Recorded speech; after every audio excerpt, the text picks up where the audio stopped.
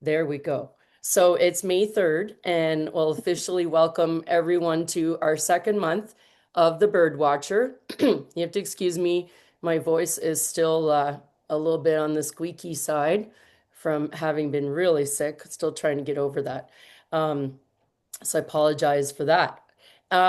So I hope everybody did okay with their homework. I know I gave you a lot of tasks. Hopefully, they weren't difficult. You just had many things to do. Those of you on here, did you get all your birds tacked down, whip stitched down? No, some didn't. I, Okay. I did, and I've got a lot of the whatever the backstitch, etc., done. Yes.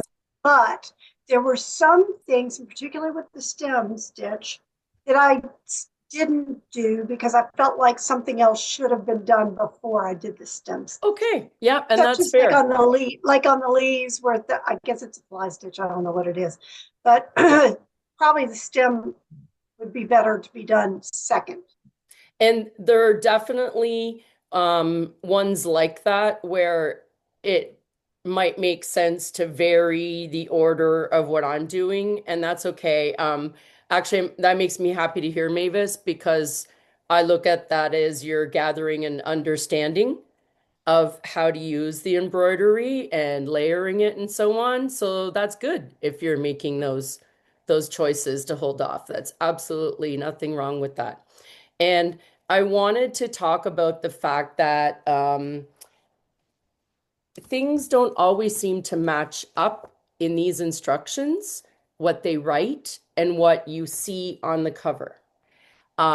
We talked in the first class how I found discrepancies in the thread numbers, so that if you had bought the kit, the thread numbers in here, there were some that didn't exist in the kit.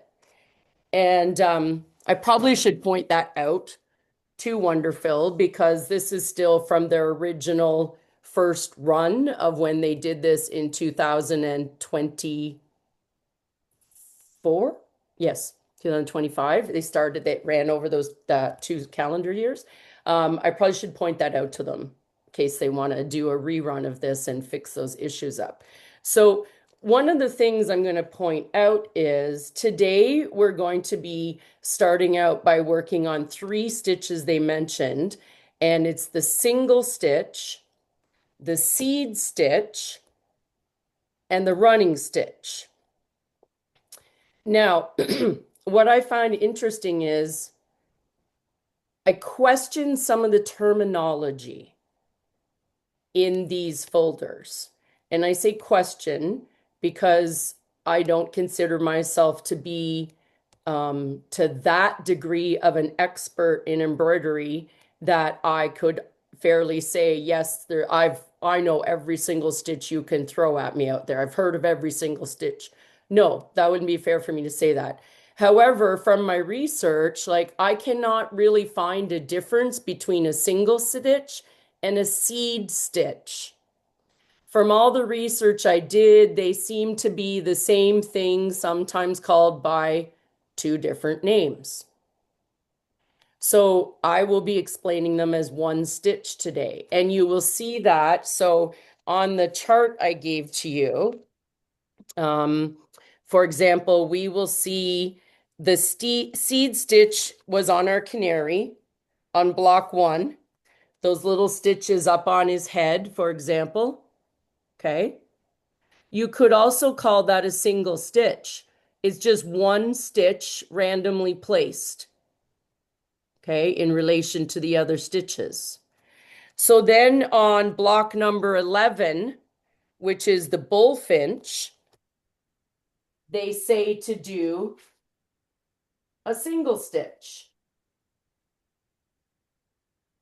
And on this one, she shows the single stitch as basically being those stitches around his head. Okay. Up on my finger can't seem to get to the same part as my up there. Okay. But I would also argue that looks like a running stitch. Yeah. I Okay. thought it looked like a backstitch emblem actually, so I backstitched it, but whatever. That's fine too. What's important to know is that that's just all for all forms of the same stitch. It's just a simple little straight stitch that anyone who can thread a needle can make a straight stitch. Okay, it's a stab in through the top, down through the back. That's a stitch. We can call that a seed stitch or a single stitch. When we put them all together and we evenly space them in multiple stitches, we call that a running stitch. Okay. Okay, can you go back and look at that bullfinch again? Yes. And you see the wing where it's got that crosshatch pattern? Yes. Okay, well, would you read that as that's where the single stitch is and they've crossed it? No. What is So that? that is a trellis stitch, and we'll be teaching Oh, that near okay. the end. That is a all part Okay. of one stitch, how they made that effect that looks like a grid with a little knot in the middle. That's all called the trellis stitch. Oh, okay. Yeah. I want to read what Holly put here in the chat. Um, from her experience, she says seed stitch and single stitches in embroidery differ primarily in their purpose and application. Yes, agreed. Though both are made up of small straight stitches, seed stitch is a technique for filling areas with random scattered texture, while single stitch is usually just an isolated straight stitch used for detail. Yeah, that's a good description from Google.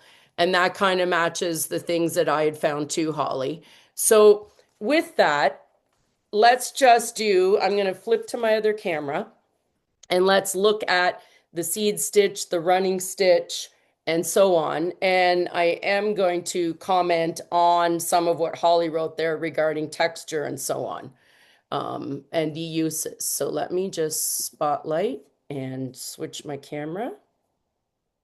And you, gals, please let me know if anything's not showing up well. Okay, so yeah, so I just happen to have this up so we could look at the canary here. And so you can see a seed stitch is considered a filler stitch. And it's usually there to add some texture. So in this, we're trying to show like the little, feathers randomly sticking out on the bird's head, probably is what I would say this is trying to show. And in this case, they suggested using a variegated thread. So again, by varying the shades of the color, that's helping give a different texture. And by placing these single stitches randomly. So a seed stitch, you'll usually see it used as a random filler. Okay. And if you are following the Sue Spargo Creative Stitches book, it's on page 55 in your book. Alrighty. So that would be the seed stitch. Down here, I believe technically this one is a running stitch. You can see Michelle kind of ran sideways a few times. I wasn't consistent. That's probably the way I was sitting on my couch at night. And that was fine by me because I've never seen a wood grain that runs perfectly consistently. So I'm okay with this. We learned a lot about wabi sabi in Japan, about the beauty of imperfection makes it perfect. So I'm calling wabi sabi on this tree branch. Um, but this is a running stitch, okay? And again, it's small stitches, but theoretically, they should be in a straight line or following a consistent line. I could do them in a round circle, but they should be evenly spaced and sized in a running stitch, okay? And so let's just look at both of those and feel free to unmute, jump in with questions. We're a small group here today. Okay, so here we go. So essentially what we're saying is a seed stitch is a single stitch in a random pattern used to fill in an area, okay? And so quite simply, we just come up from the back wherever we want our stitch to start. and we take a small stitch and we go back down in. That is simply a seed stitch. So think of it as if you grabbed a handful of sesame seeds and you just threw them on the counter, and they're all going to land very random directions. That's the concept of how we use this little single stitch to fill in an area. Now, what's interesting is seed stitches will sometimes get paired up together, okay? And they mention this in the Sue Spargo book. So you might decide if you want to bring extra texture to it, mimic it, and pair a second seed stitch up right beside it. And that can look very nice too. It's a little awkward for me when I'm working. I have a camera in between my arms here, but so it throws off my dexterity a little. But ideally, like you would have come out exactly, my second stitch is slightly shorter. I should have come up exactly parallel. And so you'll often see that two seed stitches together. Okay. Now, the fun part about a seed stitch is we often experiment with fibers. So if you get yourself a large-eyed tapestry needle or a ribbon needle, you could have fun making seed stitches using skinny ribbons. You could double up your 8-weight thread and make a very thick seed stitch. You could grab some metallic threads and double them up. You could get a thread like Razzle from Wonderfill. You may have got a sample of that in our Advent box. That was one of the samples we put in. Not everybody got the same one. That was a thicker with metallic in it. Put your thinking caps on. Whatever you can get through the eye of a needle, you could use to do seed filler stitches, and it can have a really beautiful effect. I'm just looking to see if they showed some in the Sue Spargo book. I don't think they did. No, she doesn't show any in it, unfortunately, but I've seen it done. And Mavis, you've probably seen this because we both studied with a great gal from the US, Susan Edmondson, and she uses a lot of interesting fibers in her needle to do seed stitches with. So that's it. No rule to where you place them.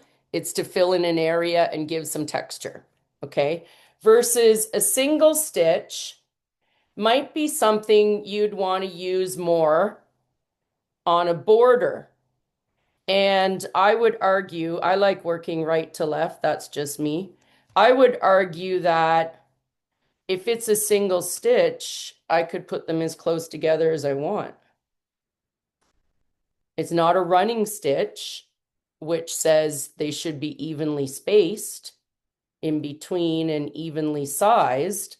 I would argue that if it's a single stitch, I can make it however I wish. That's just my opinion. Anyone have any thoughts or experiences on this I'm question? not sure how that single stitch differs from a back stitch other than maybe how you do it. Agreed. It was the first time I've seen single stitch written in embroidery instructions on any projects I've worked on. And I've been working on quite a few kits over the last few years that come with all the, instructions to follow. So that just threw me a bit. So I wanted to just show that that's my interpretation of the difference. Okay. So then our running stitch, and this is essentially a sashiko stitch, a running stitch, is the value of the running stitch is we can cover a lot of space in a quick time, short amount of time. And we try to do what's called rocking the needle and put a few stitches at a time on your needle. So if you're using this stitch to fill in a very large area, then I would get myself a long chenille needle to do it with, right? Or you may use a milliner's needle or a sashiko needle, but sashiko and chenille are the best choices for it because they're as you know, a little thicker at one end, tapered more at the other, so they go in and out of the fabric easier for you compared to a milliner's, which is consistent diameter. Okay, so sometimes you may find it helps to use a thimble to get the rocking going, or putting some Tech or some of those little leather dots on your fingers, because it's really just about getting a comfortable motion going. And again, I like to work right to left. I don't know why, that just seems to what comes naturally to me. So you guys do what feels right to you. Try both ways. I should have said, I don't think I said this on the first class, and I should have.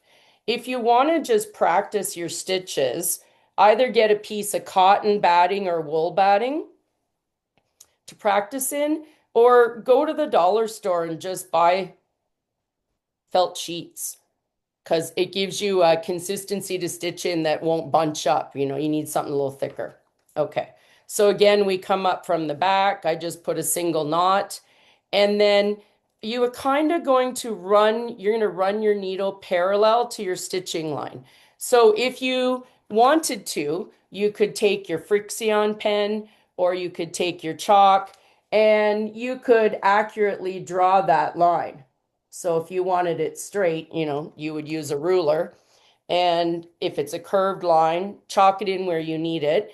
If you're following your bird or an object, that's easier because you've already got a shape to guide you to where you're going to stitch. Oh, just let Adrian in there. Okay. Michelle, Yes. that brings up a question for me. I've been using the Frixion pen, Yes. and of course, I'm not following lines exactly. So I Mhm. would normally iron that off. Are any of these threads gonna Yeah. or melt?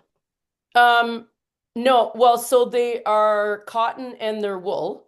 So Okay. there's possibility of shrinkage, right? And you're using wool. But essentially, if you put it on a medium heat and just give it little, you know, a couple seconds of heat at a time, hold it for a couple of seconds, lift it up, watch what happens.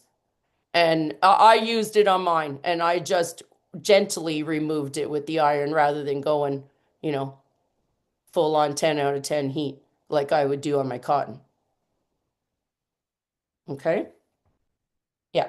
So then now to get that rocking motion, this is why some people like a thimble, because some people find they're pushing the needle from one of these back fingers, and they might like to have a thimble or something on there. When I do sashiko, I wear the thimble that goes inside my hand, and I use a long needle and I rock it from the inside. That's the sashiko technique.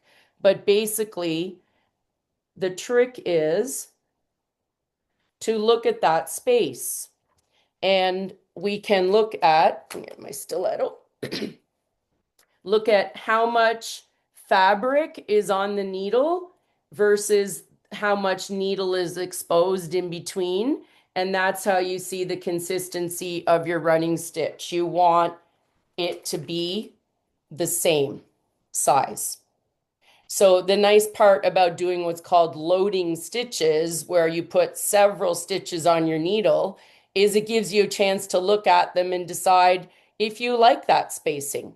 Because if you don't, it's very easy to just pull your needle back right now and start again if you didn't like that spacing. So I'll go and do a few, and then you can see, whoops, that one's a little too fat a bite. And of course, the size of my stitch partly is impacted by the area I'm stitching on. If you're going around a small piece, it'll be really important to have smaller stitches. We don't want stitches that look like, you know, it was a kindergarten child stitched it. We don't want like half-inch wide stitches or anything, but you've got some leeway. So then what I'd like to do is I like to kind of hold my finger over those stitches lightly while I pull. And if you find that this is tugging and hard to pull, that's where those little rubber silicone, like Bohin has them. We've got some in the shop, or putting a little bit Tech tape around, thimble tape. And I like to guide my finger over there as I pull through, because I find it helps troubleshoot from any of my threads tangling up. It kind of like helps them stay in place. And I don't tug it. I don't like, we're not trying to tighten the rope to hold the boat to the dock here. It's just a gentle little stitch. Pull it through until it's laying flat, and that's as tight as it needs to be. And then I would just carry on. I tend to like to do about 3 stitches at a time. I don't like to overload it. I want to see my work developing in front of me and know that it looks nice. And again, I'll just lightly hold my thumb in place to kind of guide that. And then I notice if I start to see my thread, tangle or flip a long way there, it gives me a chance to fix it. And that's those 3 stitches. So I think these ones are pretty easy. But don't let easy fool you. Um, you can still perfect this by having consistency of size and make a beautiful stitch. What weight thread are you using? It looks really thick. I'm using the 8 weight. That's an Okay. 8 weight. It Yep. just looks heavier for some Mm. reason. It might be my close up on the camera. Okay, thank you. Yeah, no, you're welcome. Yeah, always jump in with those questions. Oh, wait a minute. I might be wrong. That might be a Sashiko thread I grabbed. It's not from the Wonderful box. I tried to get smart this time and have all my needles pre-threaded so it'd be faster to move from stitch to stitch for you guys. And that might be a Sashiko thread, which is an 8 weight, but they tend they tend to be a little bit on the heavy side of an 8 weight. Okay. So that's that one. So you're going to be doing that stitch on a lot of blocks. Okay. And again, if you decide you don't want to do that stitch, it's okay to use other stitches or if you interpret it differently. And so when I was going along and looking at these, I'm trying to find one block where it really was obvious how we were discussing earlier that sometimes what's written in the instructions and what's in the picture just don't seem to match on these. And sorry, I'm here flipping through them all.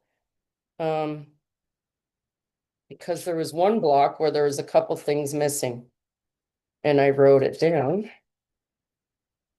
Yeah, so here's one on the sparrow. Okay, so on the sparrow, as I was following the instructions, I noticed that she didn't write anything about the vines. The designer, I believe it was Stephanie, but so I shouldn't say she, could be a he, but they didn't put anything about the vines. And so they didn't tell you what to do here. Okay, they left it completely off the instructions. And from looking at the picture, it's a chain stitch. So I had to figure that out and do it myself. So that's one you might want to make note of, and that was the sparrow. The one that I had a question about was the blue jay. Yes. They have you, okay, the picture has a blanket stitch all around, or I Yep. assume that's a blanket stitch. Yep. And the leaflet has a lot of it being the back stitch. Yes. Yep. Oh, and Not, I had other questions. I added in stuff here too. You can see tree question mark. uh, For me, that was the, what did I call the tree? It must have been the branch.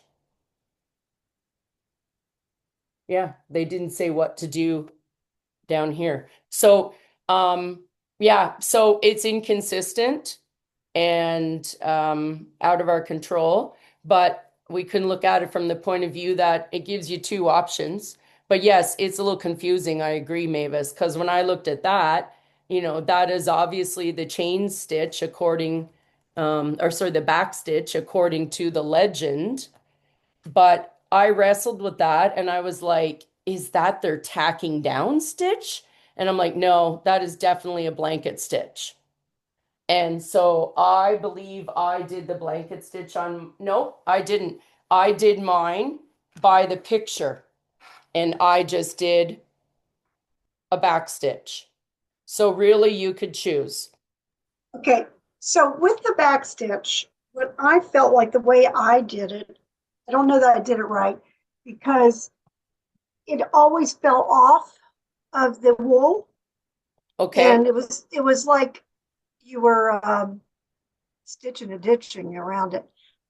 So sometimes the back stitch shows up, sometimes it doesn't. Should I be doing it on the very edge of the wool So and capturing that? nope, I did mine right on the outside of it. Okay. And you can see I wasn't perfect. There's times where I could have been closer to the Okay. edge, but it is an outline. It's acting as an outline stitch. So you're doing it on the background. But I think what's most important is whatever you do, you just do it consistently throughout your quilt. So if you decide that you would rather build up the outline by doing the stitching on the white, that's perfectly okay because you've already tacked it out. Like this is only decorating. It's not serving any purpose. We've already sewed down the edge. It's going to stay in place.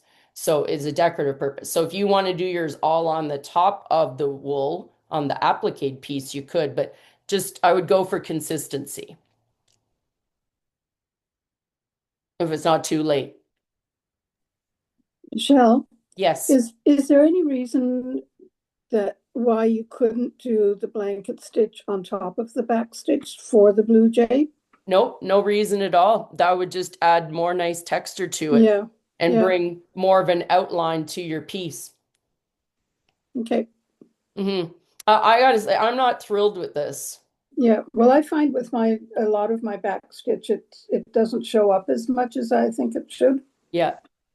There was one piece that we did that was the whipped back stitch. Yes. And honestly, and it was on the outside of the bird. I don't remember which one it was. Yeah. But it absolutely added a whole lot of texture and definition. It So sure does. maybe just going back through and whipping those back stitches would make it more visible if you want it to be. That's a really good point, Mavis, because I was debating going back and doing something here. A whipped back stitch would be very easy because I can just pull in and bury my knot in my layers there. The whipped back stitch was on block 6, the parrot. So let's just look at that. There we go. And also, it was on the wing of the Oh, no. house finch. Yeah, okay. It's on the wing of the house finch too. It was also somewhere else, actually. Yeah, there's your whipped back stitch. And it really, no, it's right around the wing, the orange. Yeah, well, both. Yeah, Oh, are they both? they're both whipped back stitch. Yeah, and they look really nice, especially if you use a second color. But even if you just stack the white on that back stitch, and if you did it and you're not happy, yeah, you could go do a whipped now. And again, you can experiment with color, but you could experiment with thickness. You could double up your thread, or if you have some other thicker threads in your stash, like a 5-weight or 3-weight, you could slip that through and it would give more of a raised bump. So don't be shy to experiment, even if you're just learning these stitches for the first time. Bring your creativity. It's all good. Okay. So does anybody want to practice some of these? Have a few minutes for stitching or a 5-minute break before we go on to a woven circle, which is super fun. I don't need a break, but I could stitch. It's whatever. Let's just take a couple of minutes and let that sink in. And then if anybody has any more questions about that or back stitch, and then we're going to go on to our woven circle next in just a minute. Then I'll eat a grape or two here and let my voice have a tiny little rest. What stitch are we going to be using for the eyes? The eyes are, just a second here.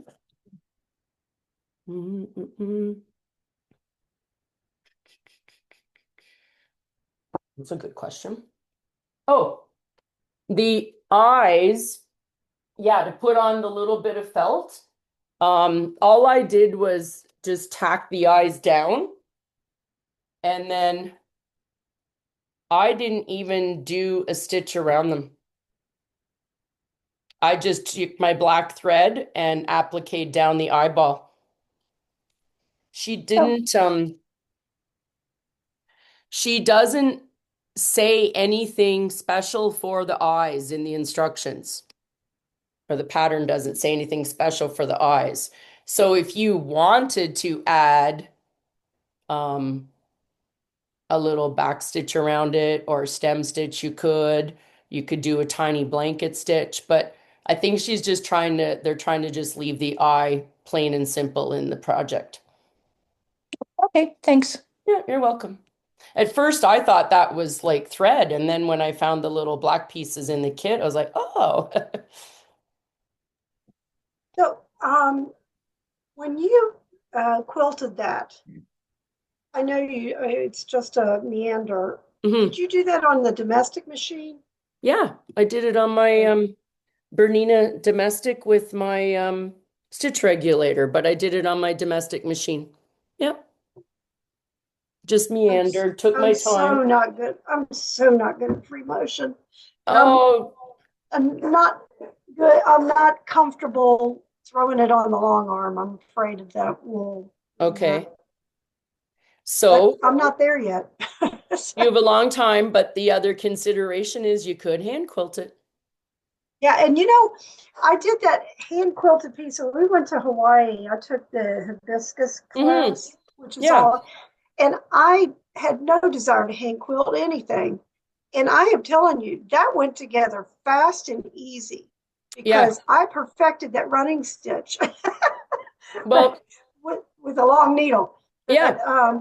But, so that's an idea. That's a good idea. So that is an idea. And if you look at like what I did here, I mean, I I quilted it a lot, more than I intended to. It was like once I kind of got going and realized how small the space was, then I was kind of like, oh gosh, like I was almost doing too much for it. So then it was too late. I had to do the whole thing once I got on a roll, right?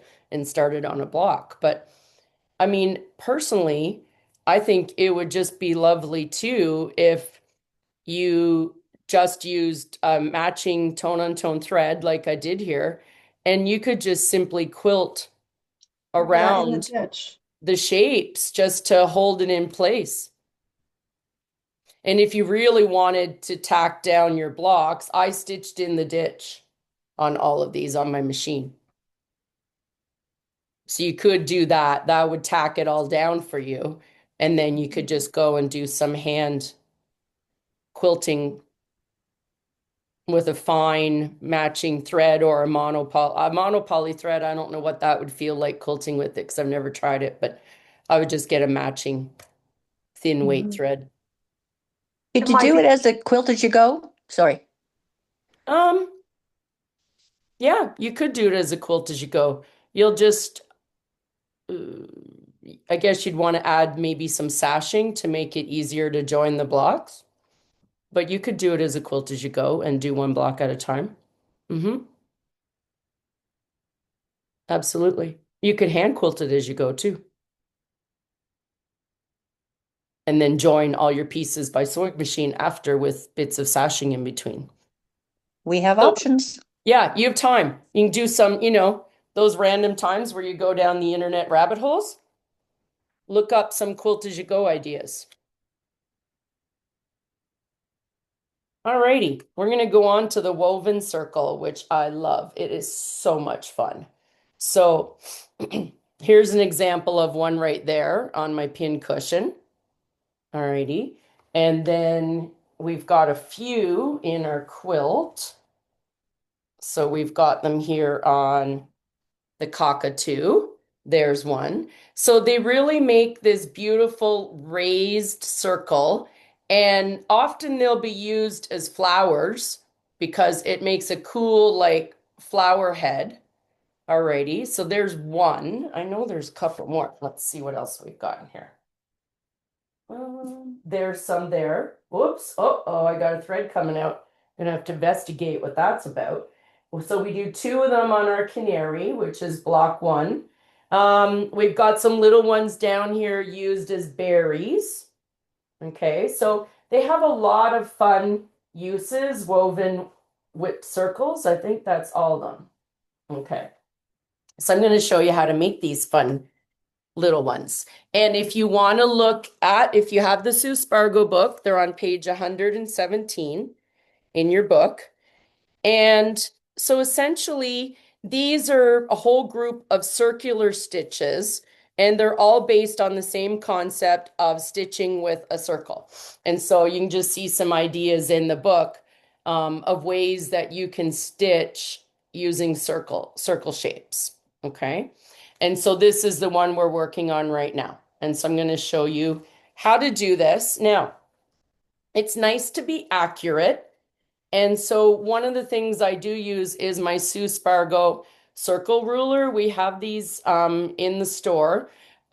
You can find a little circle shape to trace, or if you've got an old-fashioned, compass from your math set, you can use that and chalk it out.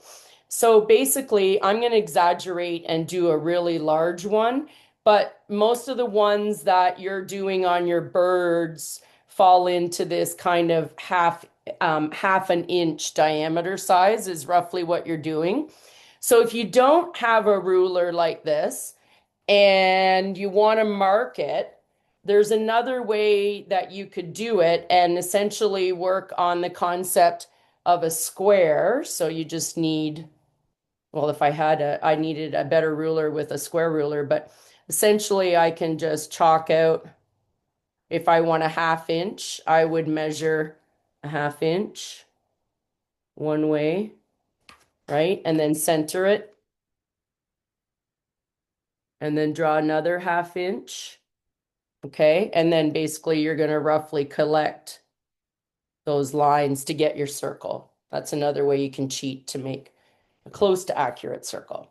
So I'm going to exaggerate on this one to show you how this is done and make a really large one. This would take a lot of thread to fill in, but we'll do this so you can see the concept. Okay. And I'm using pen just because I want you to see this really well. I would not normally use a ballpoint pen. They bleed into your thread. Okay. Now, you want to have an uneven number of spokes. So this is a cute little card that Wonderful sent to me. And we can see, why did they do? Oh, that's a whipped woven. Ignore that. Okay, sorry, forget that. You want it to be 5 or 7 spokes on your wheel. You want an odd number because we're going to do fun little weaving just in and out over these spokes we're going to create. So it's nice to know where the center of your circle is. I'm just going to like eyeball it on here. But ideally, if I wanted this to be perfect, I could do a couple things. I could like fold it and find the middle. I could use measurements to find the middle. I'm just gonna, I think that looks about middle there. Alrighty, so we're gonna call that my center. All right, so if you want your spokes evenly spaced, you can measure them out. Sue Spargo does have these gizmo circles. I've got them in the store. I haven't worked with them a lot yet, but essentially they match the sizes of the cutouts, and then you can draw your 5 lines with them. So I'm going to say 1, 2, I should be counting better. I'm not counting. 1, 2, 3, 4, and there's number 5. I should have been counting the distance between how many lines I was using. So I'm going to mark it out, and I have my 5 points. Now, did I do this when I was sewing these little ones? No. I'm just going to be honest with you. I eyeballed it. It's a tiny little circle and I eyeballed it. But I want to show you how to do it in case you like being very accurate. Okay, this is the textbook way of doing it. So here we go. So I'm going to, again, for the woven circle, general rule of thumb is about 18 inches of thread, which for most people is from their fingertip to their elbow. I like to use a little bit extra on my woven circles if it's a big circle, because the thing is, I don't want to have to start a second thread. I want to have enough thread to do this whole circle. If I run out of thread, I can make it work, but it's just easier if I don't have to deal with that problem. Okay, we always start at the outside, so I'm going to come up in one of my spokes, doesn't matter which one I start with, coming from the back. Okay, and then we go down into our center.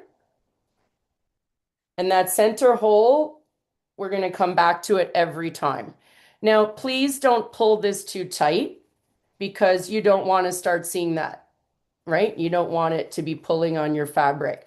The thread should be laying nicely on top of your applique or on top of your wool background, depending where we're doing it, but it should be on my wool.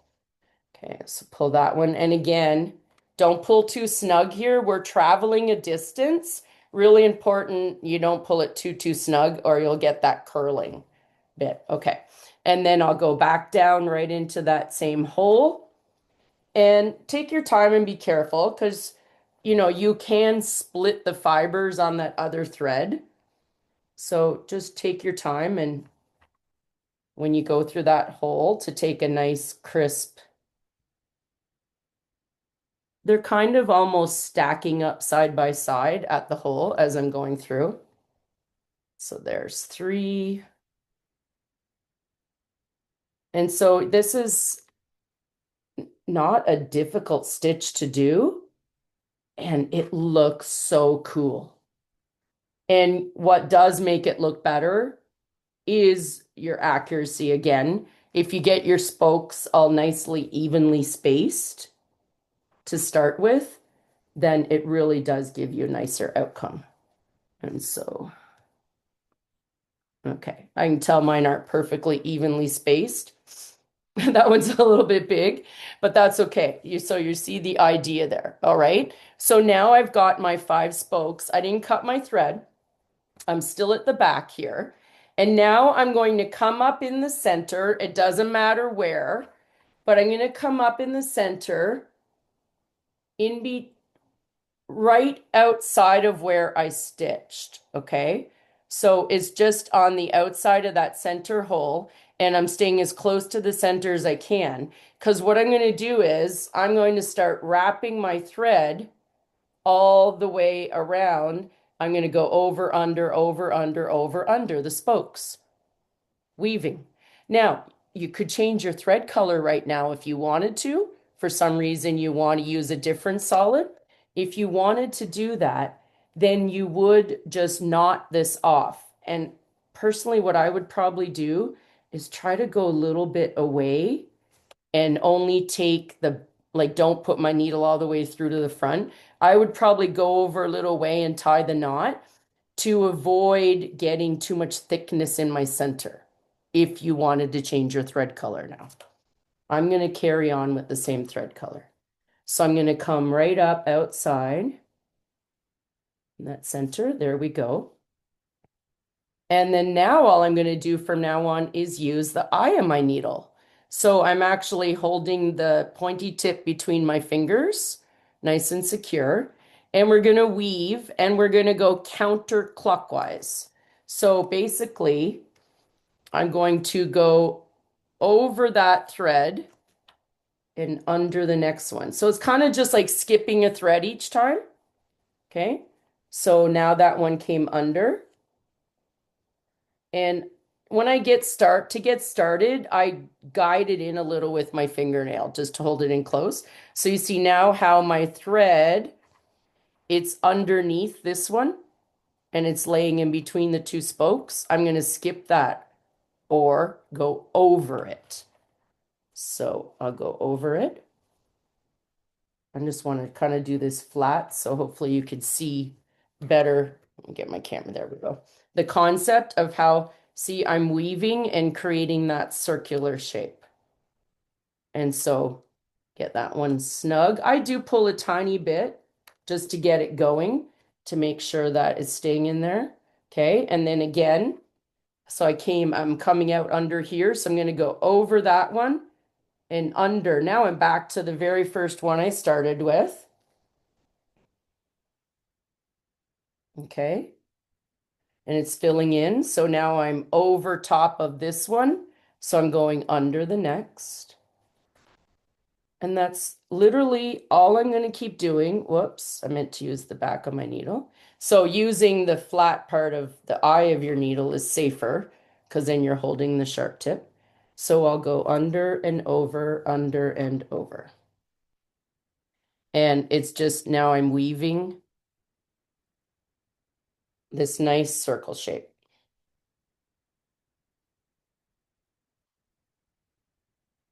Whoops. And I would keep going until I get to the outside. Now you want to be careful here. Sorry, I feel like my focus could be better.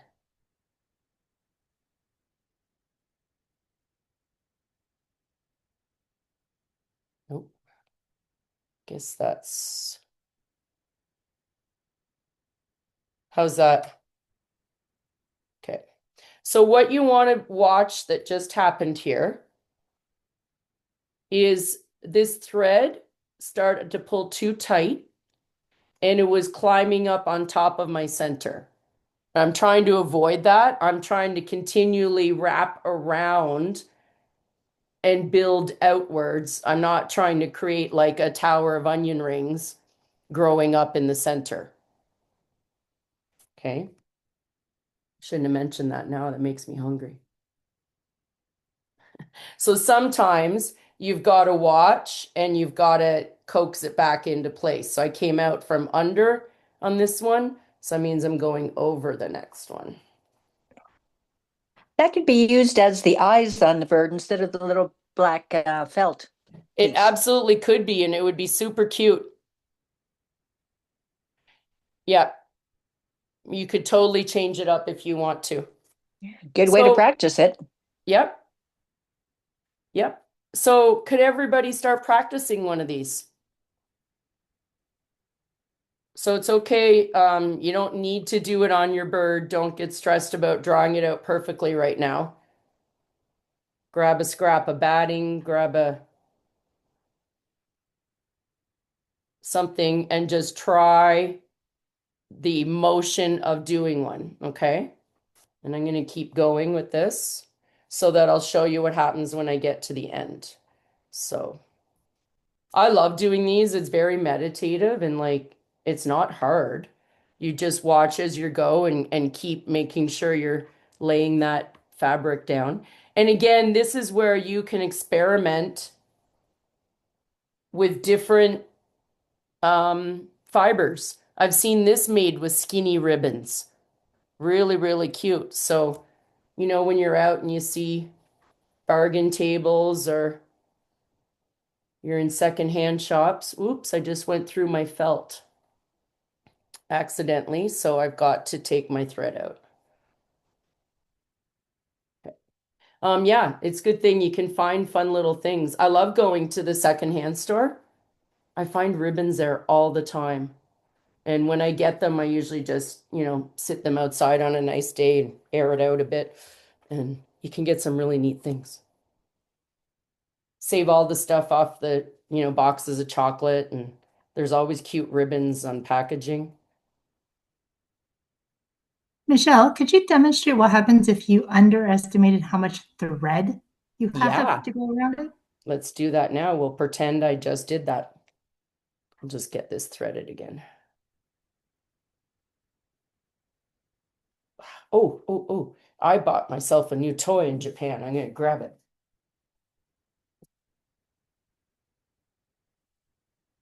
And I'm going to try to find this one to order for the store.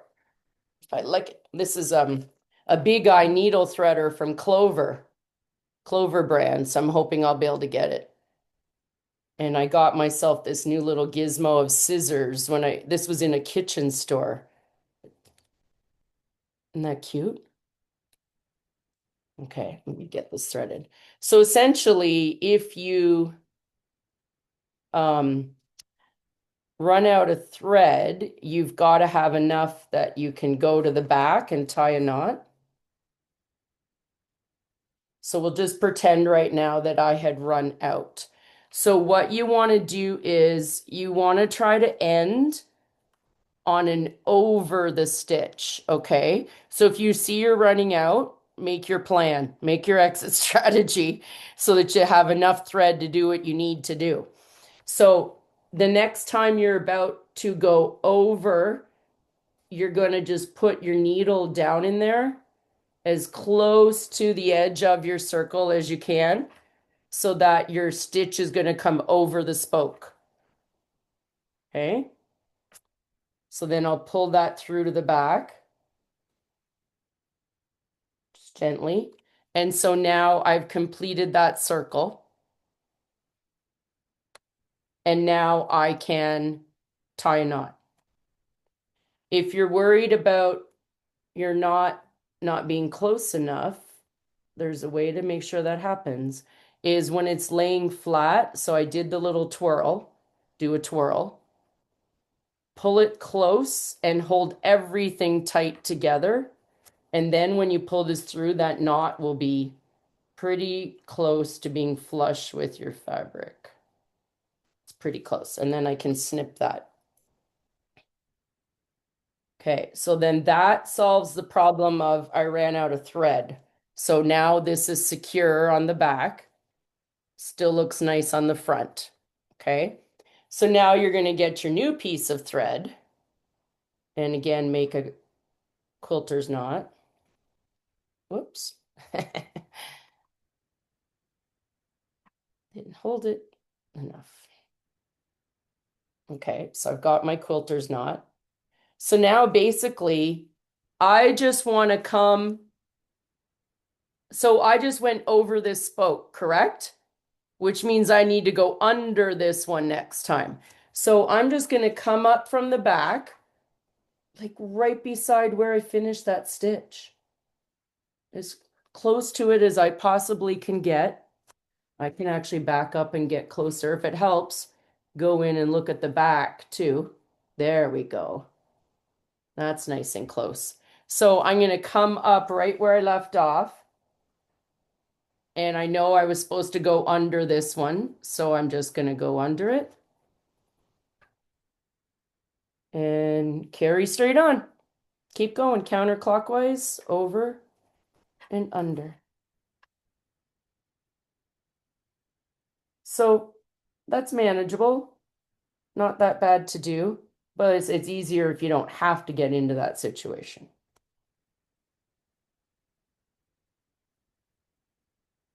Okay. So it's under.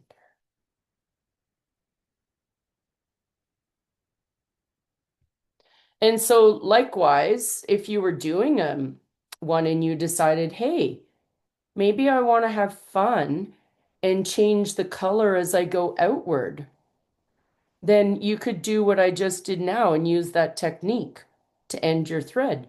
It just occurred to me. I wonder how fun it could look. Say, you know, when a flower opens up or a rose blooms, right? You see the ombre shade. If it's a pink rose, like it might look darker down in the center and lighter out at the tips. You could do that with this circle quite easily by, you know, starting with your darker thread or your lighter thread and add shades to it. You could do some really fun things with this stitch. So I'm going to give everybody a few minutes to keep practicing one of those. Let's take like 5 minutes.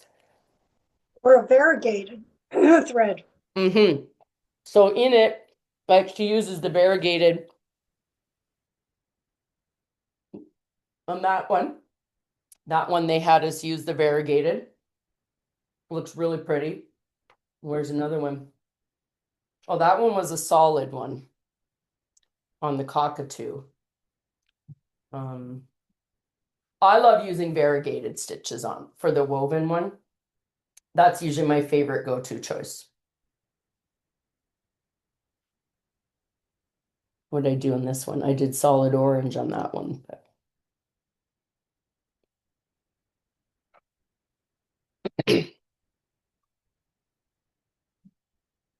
Michelle, Yes. it's Adrian here. Hi, Just Adrian. just an idea. Does it make sense that if you have a bigger circle, that more spokes, as long as they're odd, would be more manageable? Oh yeah, you could totally do that. Because Absolutely. I'm finding with the 5 spokes, as you get further from the center, it wants to cross over. Yes, yes. Okay. Yeah. No, that would be a great solution.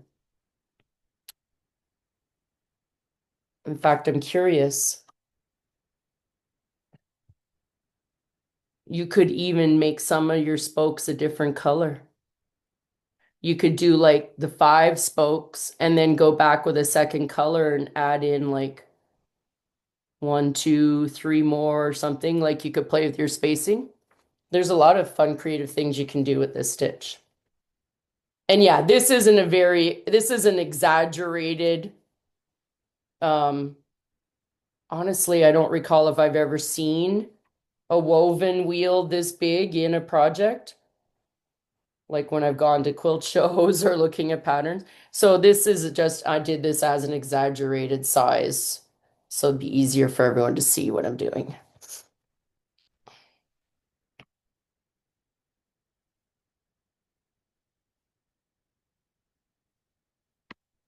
And so, yeah, these work nicely as flowers, as berries. You could, I don't see why you couldn't make pebbles out of them.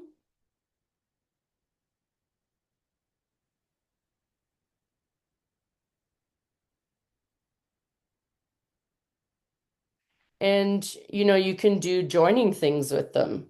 You could have a group of these and you could stitch branches onto it. It could be like a bouquet of flowers. What size of woven circle did you usually use on these patterns? Because it doesn't say the dimension. No, I've been using mostly the 1/2 inch size. So if we just check. And I went based on the fact that these diagrams are like about half to 2/3 of the size of the actual cutouts. So when I kind of put this circle down, I did that as a 1/2 inch. It's about a 1/4 inch in the picture. That's too tiny for what we're doing. So let me just check. Yeah, I used a 1/2 inch on the cockatoo. That one's a 1/2 inch. These, because they were berries, they are only 1/4 inch. And that one, yeah, that's a generous 1/4 inch. And that one's a little smaller 1/4 inch. And then on here, I did a 1/2 inch and a little bit generous 1/4 inch. What are these ones? It's almost a half. Almost a half. I misplaced this ruler for a while, so that's why not all of them are accurate.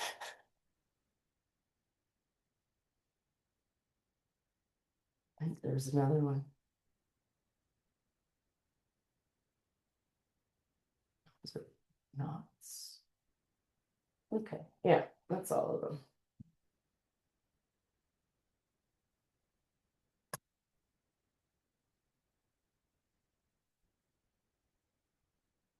And so basically you would continue going. And this is what Adrian's talking about, right? It's so big that it wants to climb on top. So in that case, more spokes would work. But the reason you want it to be an uneven number is because we want it to vary. so that this time around I went under that spoke, but when I come around for the next loop, I'll be going over the spoke. And that's why you need an uneven number of spokes. That's key to having it stack correctly like the circle and give that effect. There is another stitch called the whipped woven. We're not doing that one in this, but there's another variation of this, and it uses, I believe, even number of spokes. Yeah, even number of spokes for that one, and it gives a different effect.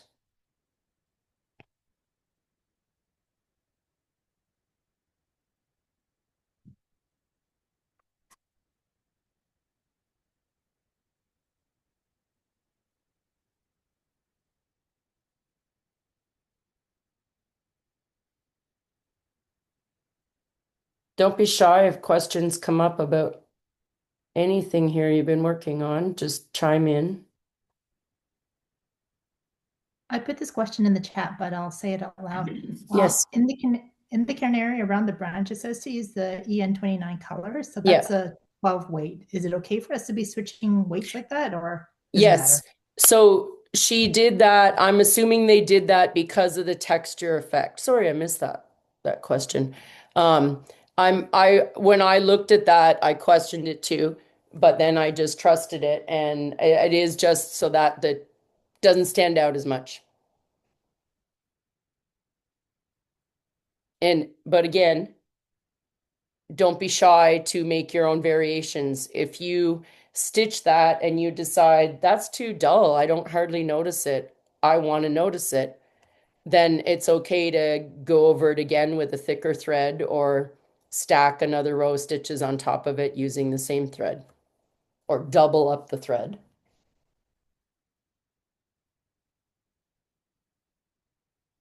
You're allowed to change the instructions. Okay, so I'm going to stop there with this one because this is too excessively big for what I'm trying to do. Like Adrian said, they all want to stack on each other. But how is everybody with this? Does it feel understandable?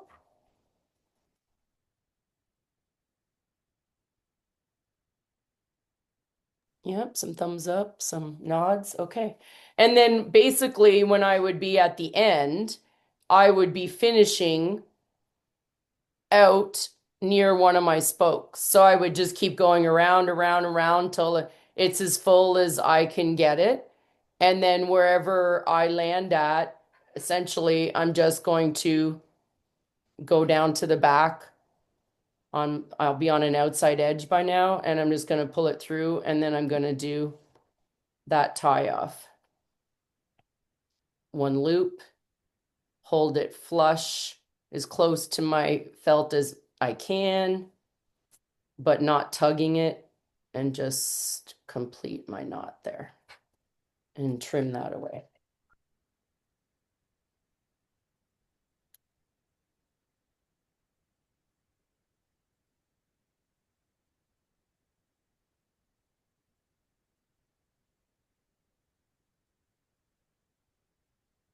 And so if you want it to change the appearance of the wraps, you know, having 7 spokes is going to be a lot more weaving, so it's going to give you a different effect on your wheel versus 5.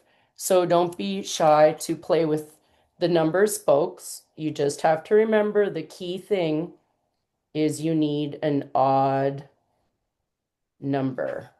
Okay? 5, 7, 9 has to be an odd number.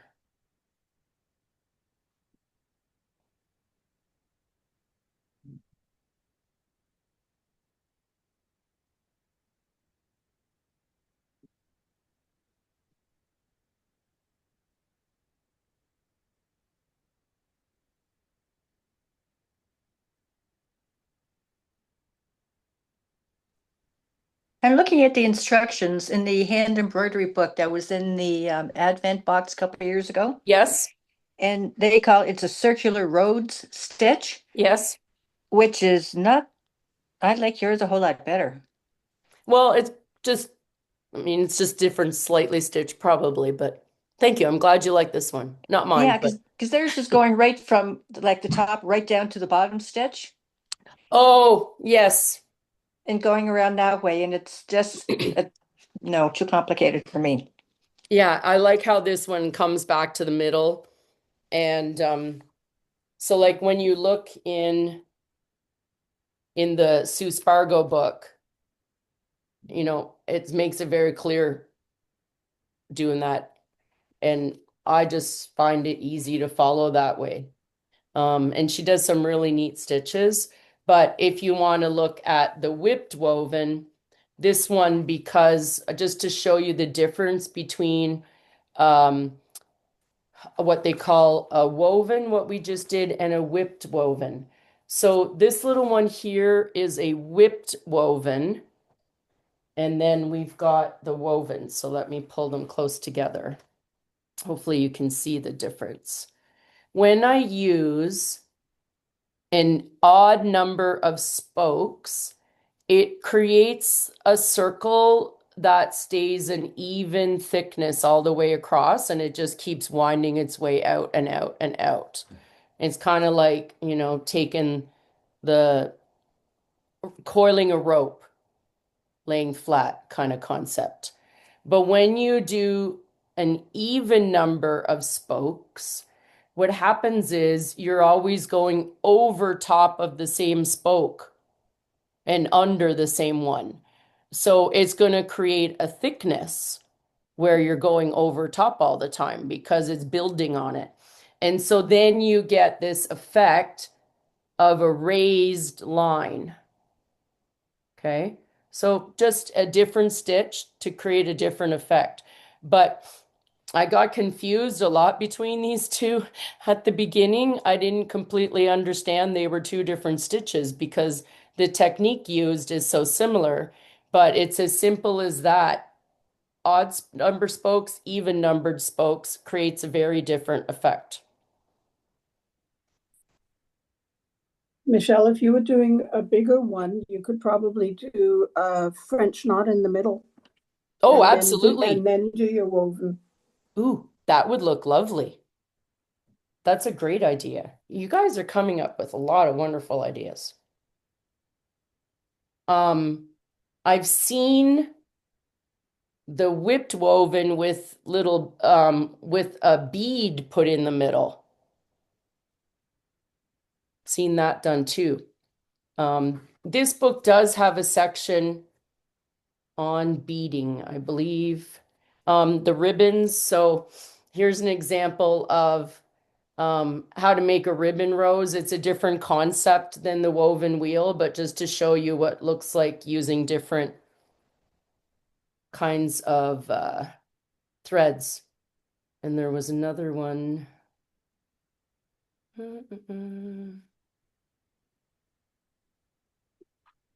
So here you can see some examples. This would be a whipped woven because the spokes are raised and we can see there's an even number. But then here you can see how, I know it might be a little hard to see, but they did extra stitching in the middle, it looks like, and almost put one wheel on top of a wheel, a smaller circle on top of the bigger one. So, it's really only your imagination that's the limit. And try out and experiment with things.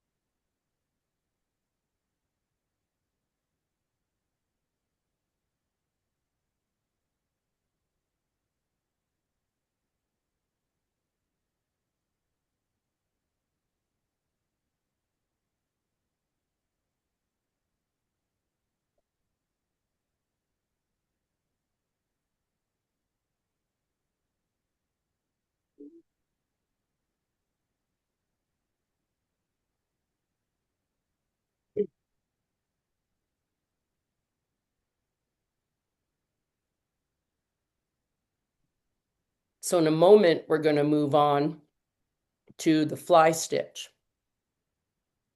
But I hope you'll have fun making the woven circles. So there's 4 different blocks that use the woven circle. And if you decide that at any point, you don't want to follow the order that I'm doing, that's okay. Because like, for example, maybe, which one am I going to look at here? If you haven't actually put your branch on this block, then you're not going to want to do your woven circle yet. Okay, because I advise you would want to know where your branch is going to be first so that you can make sure you accurately place your circles to create your little berries. Okay, so, use your judgment as you go along and do what feels right. If you go and say, oh, it just doesn't feel right to put that woven circle on right now, or to do that certain stitch right now, that's okay. Come back to it later. This is why I love my friction pens, and I made notes. Like, I erased some of my notes so that you wouldn't see them and be confused by them, but I only left what was pertinent that I wanted to share with you. But like, for example, as I was going along, there were spots where I, would circle beak shape and put a star and say, go back and do this later. Or alternatively, you could take little Post-it notes and just stick it on it and say, I didn't finish, I didn't do those little leaves yet, for example, whatever. Just give yourself a visual cue to help you remember so that you don't risk becoming disorganized as we go further along. I don't want anyone just to kind of lose their way and feel they're not sure what direction they're going in. So my advice is document it as you go along. Check off what you finished, make notes on what you've chosen to skip and do later on so that you can methodically go through your blocks then and see, where do I still need to do something as we get closer to the end. That worked for me.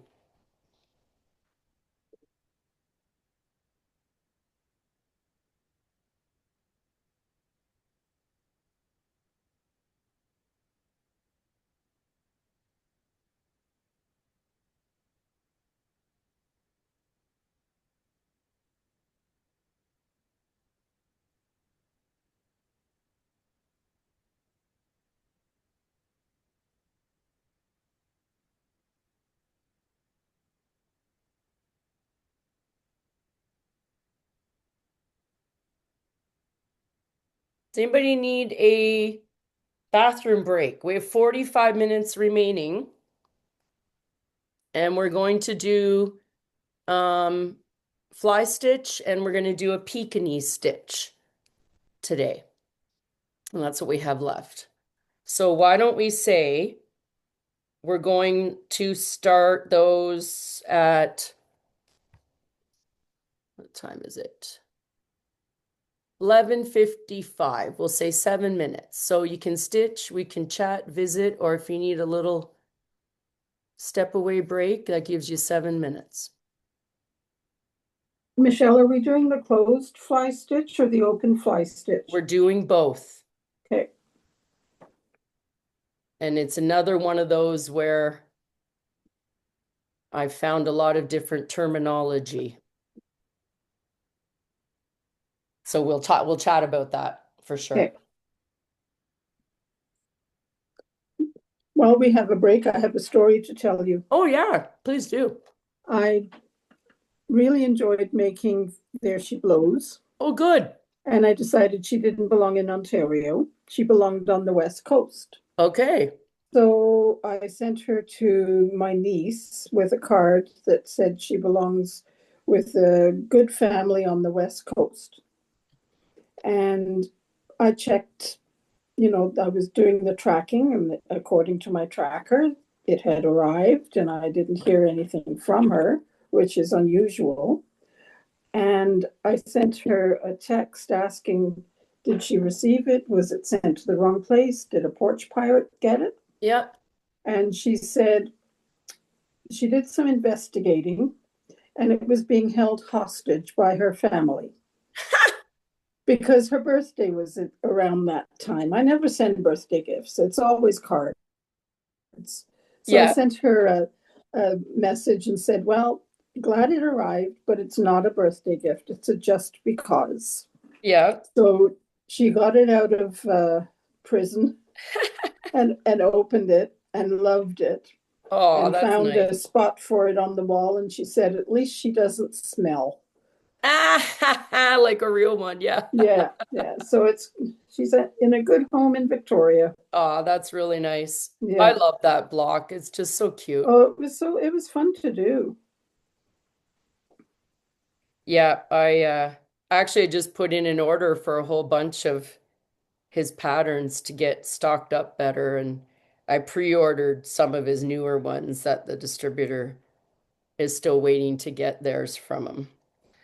But he does make fun stuff. Mm-hmm.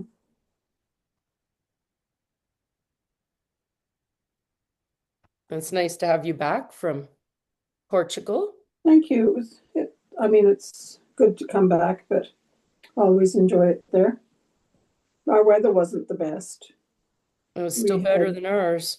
oh, I know it was much better, but they had three bad rainstorms the first month we were there, Oh, and parts of Portugal had a lot of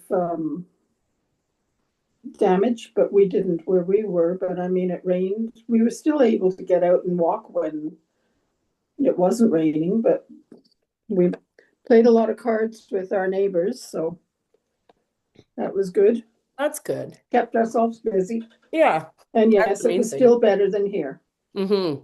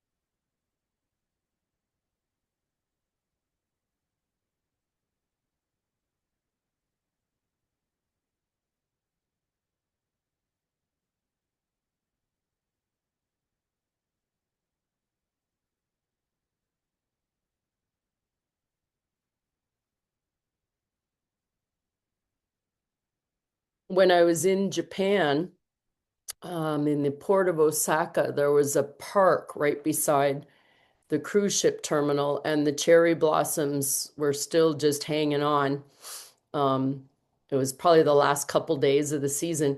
So, anyways, I went for a walk there and just sat on a bench to relax. And as I was leaving, I was so excited to see this cute young couple. I'd say like they were in their 20s. And they were there, you know, having a little picnic on a blanket under the cherry blossoms. And he was reading a book and she was doing crochet. And they were just there enjoying being in the park. And I was just so excited to see that, to see young people doing something like that. It made me happy.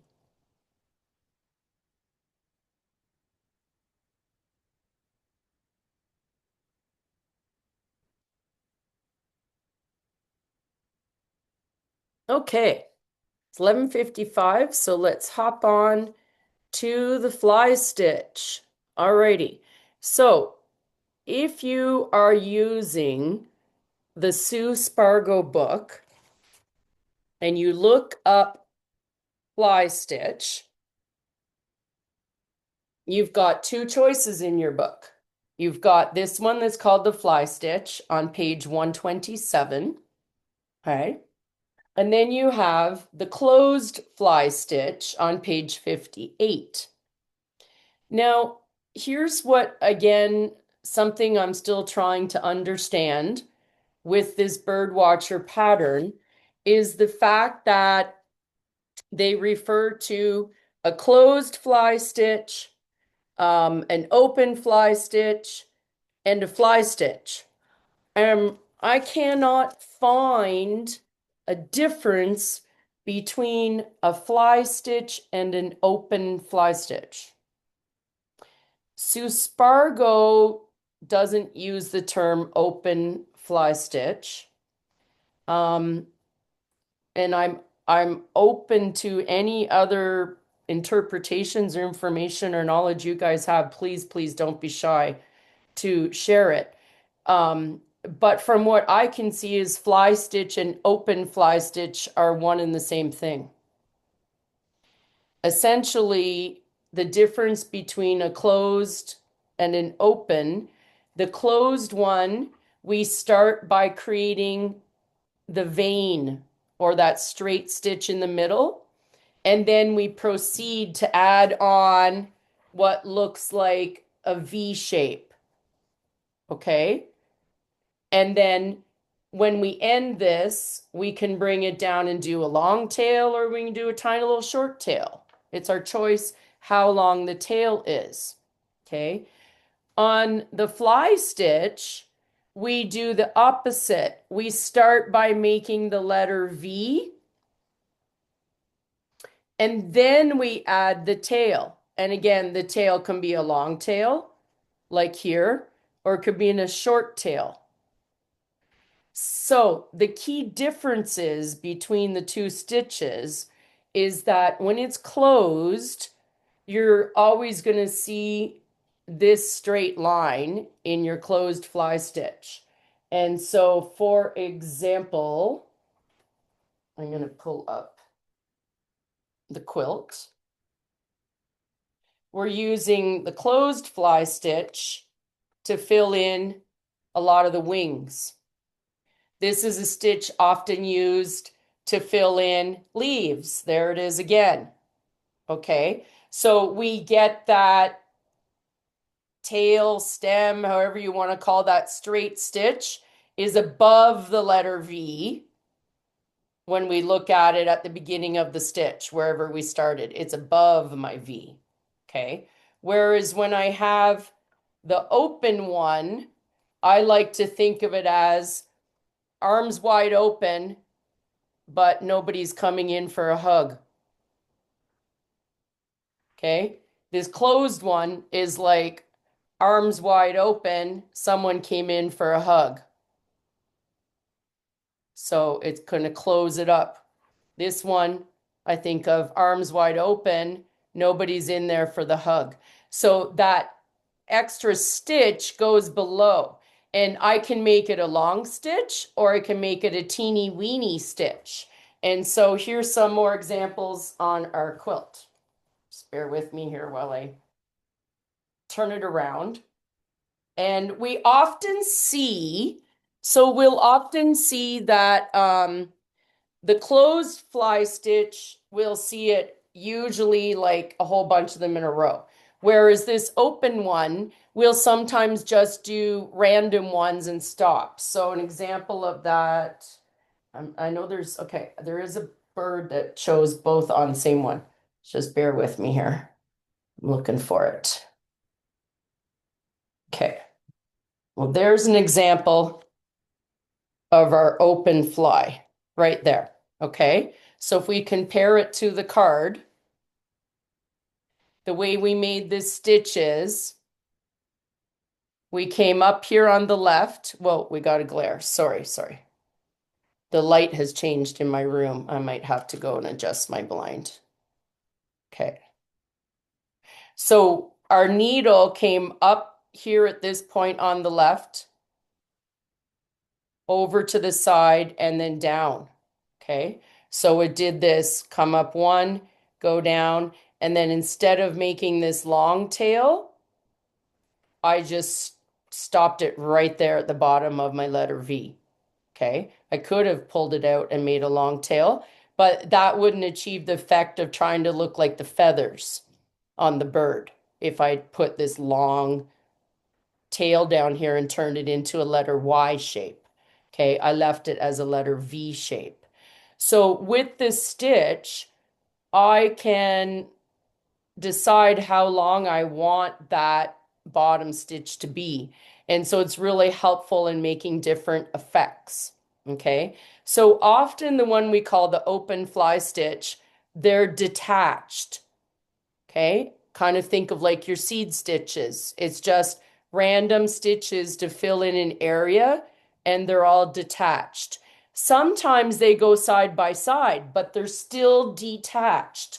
So I'm just going to show you from the Sue Spargo book because it's the best example to show it. I don't have an actual piece of work here that would do it justice. Okay. But these are all open fly stitches or fly stitches. They may look like it's one continuous stitch, but they're not. Each one of these stitches is detached. We started by doing this, but then when we came back up to start another one, it's not attached to this stitch. I just making them all side by side. Okay. So that's a common thing you see with the fly stitch, that first of all, they make the letter Y because the tail is underneath, or if I do a short stitch, I can make a letter V shape. Whereas the closed ones, we get to see that line in the middle of the V. So I'm going to go ahead and show you how to make them. I hope I'm not making you confused by trying to point out the difference in them, because I don't want to do that. But let's just go here and just start it. So often when you do this closed fly stitch, a common thing in the technique is that you might want to draw where the lines are going to be. So you see they've done it on here, and this you can do it with the regular fly stitch as well, or the open fly. But a lot of times with this closed fly, we'll draw the line. And when I was doing my leaves, because this is where we see it the most in the quilt, is for filling in the leaves. I didn't draw these outer points, but I did take my chalk and I just did the center line of where I wanted that to run. So I do recommend you at least draw your center line. Okay.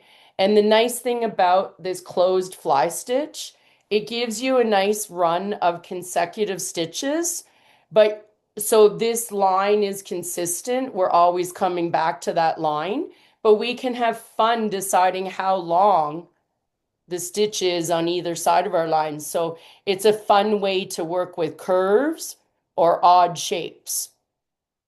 So I'll show you how we do it here. So I'm just going to say that I want to make some fly stitches. I'm going to do it on a curved line just to demonstrate that for you. Okay. So I'm going to come up by starting right where where my line is. So this is going to be the middle of my closed fly stitches. So I'm doing the closed one now. Okay. And if you are looking at your Sue Spargo book, if you happen to have that one, this is on page 58. And I know that it's in a lot of the other books as well. Okay. So for this center line, consistency in the length of this stitch will give you a nicer look. So I'm taking about a 1/4 inch. So I'm going to come down in the middle. Okay. And then essentially I'm going to come up on the left. Okay. Whoops, hold on. I just need to start again. Sorry, I got myself fouled up here.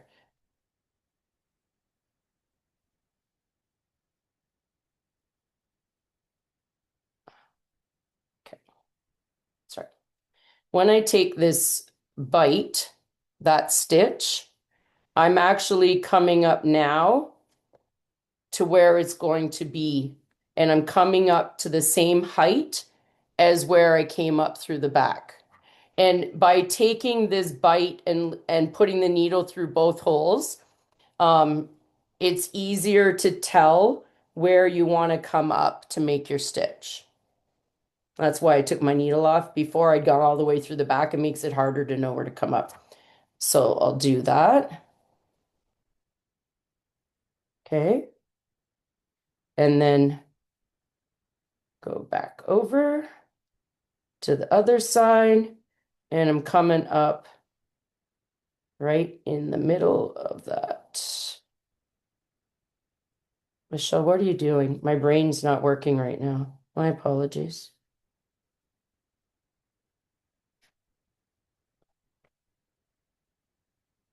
I think my cold is kicking in.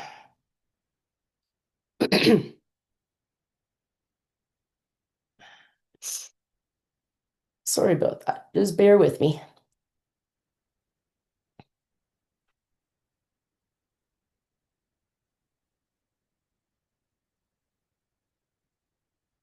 That one's too small. Let's get a bigger needle.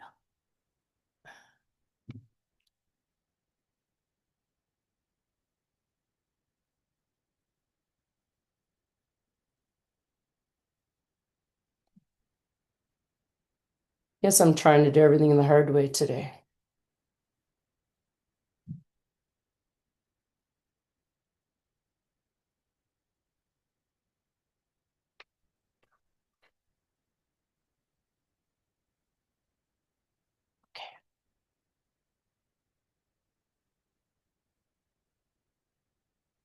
All right.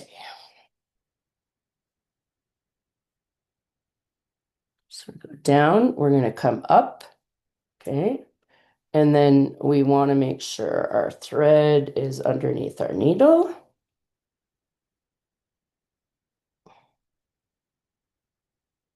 Okay. And so now when I go to do, hold on, I want that to be better aligned for you. Okay. So I made my little stem and I'm starting my V here. Okay. So now when I go from this side, so I'm coming from the top, I'm coming back right at the bottom of that first stitch. And you can see that my thread is going to be underneath my needle.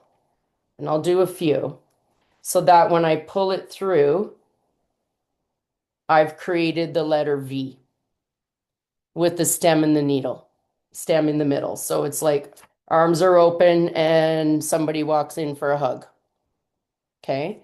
So now, because I'm using this line as my guidance, again, I'm going about a 1/4 inch. So I'm going to go and start, take a bite on that line. And however long I want my stitch to be, that's where I'm going to come through with my needle. So this is the fun part of how you can be using it to fill in a shape. So let's just pretend that this is an actual leaf. Okay, so let's just draw because you're going to applique some leaves on like this using this stitch. All right, so there's the outline of my leaf. So this is where I use that letter V to fill in. So this time when I come back on my center line, take a bite, I'm going all the way out to that outer edge, and you decide how angled you want it to be. I pull that, and now that's the key part with this stitch is your thread always has to be underneath your needle. So now if I need the other end of my letter V to be out here, I'm going to go out there. I'm going to come back right where I was before, where I did that stitch, and I'm making sure I'm leaving the thread under my needle. Essentially what I'm doing is I'm tacking it down. It's almost kind of like couching, right? See, I've got this letter V, and I'm literally just taking a little stitch and tacking it down. Okay. And every time I go back to my center line again, that stitch I've just created is tacking down that letter V thread. That's kind of the way I look at it. So I'll just keep going along. And so this is your closed. So there, now see, I want to create that V. So I've got to be able to tack that in place. And so I don't have to be exactly across each stitch. This why these get used for veins a lot in plants and leaves is because it lends itself really well to varying the size of the stitches to follow a shape. Okay, so now I pull it, and then now again, see, I need to tack down that thread. So I pull it towards me, and I take a stitch in my center line again. And I'll just keep carrying on like this until I have filled in my leaf. I try to come right back through the same hole of that stitch if I can, if I'm good enough, because it gives appearance. If you can get right back in the same hole each time, it really gives an appearance of one continuous, it gives an appearance of one continuous line if you can keep coming right back out in that hole of the previous stitch. And that comes with practice. Okay, so there it just tacked down my last V. Now I'm going to make my next letter V. So I go to my outside, come up at the bottom of that previous stitch, make sure my thread is under my needle. And then as I pull that through, it's holding my letter V in place. And then I will tack it down by taking my next stitch to the center.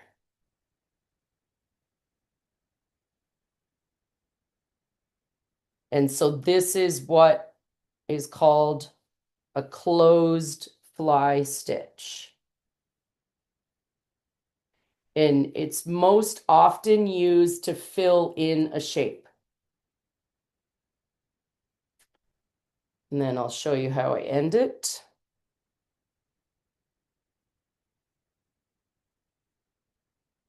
See, I made the mistake of taking my needle all the way through to the back that time. So then it's harder to know where to come up. I kind of lost my rhythm for a moment there. Come back into that center hole. Tack down my V. Come back out to the outer edge with a new stitch. Okay. Back to the center. Oops. And making sure that the thread is under my needle. Oopsie. And then I'm actually ready to finish this stitch. Figures, right? That I lost my thread right when I got to the end. And then essentially you want to end this stitch with that stem, as I like to call it, the bottom of your letter Y. Okay. So you got to think of the YMCA song from the Village People. This is it. This is the Y in the YMCA, right? So you've got to finish with this section right here underneath the V shape. So this works out perfectly right now I would say, okay, I've been keeping them about a 1/4 inch spaced apart. This is a little more than a 1/4 inch, but I'm going to choose to end it here because I want to really see that center vein. So I want a longer stitch. So now I'm just going to come back in at the bottom of my line I drew, tack down that last one, and now it's complete. And I'll flip it over and I'll do my quilter's knot, holding it as close to the fabric as I can get it. And I'll trim that back.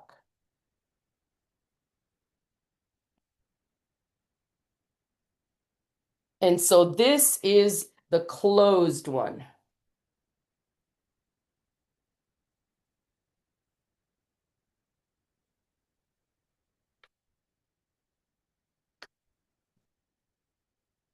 And just let that digest for a moment before we go to the open one, or what Sue Spargo simply calls a fly stitch. Any questions or comments?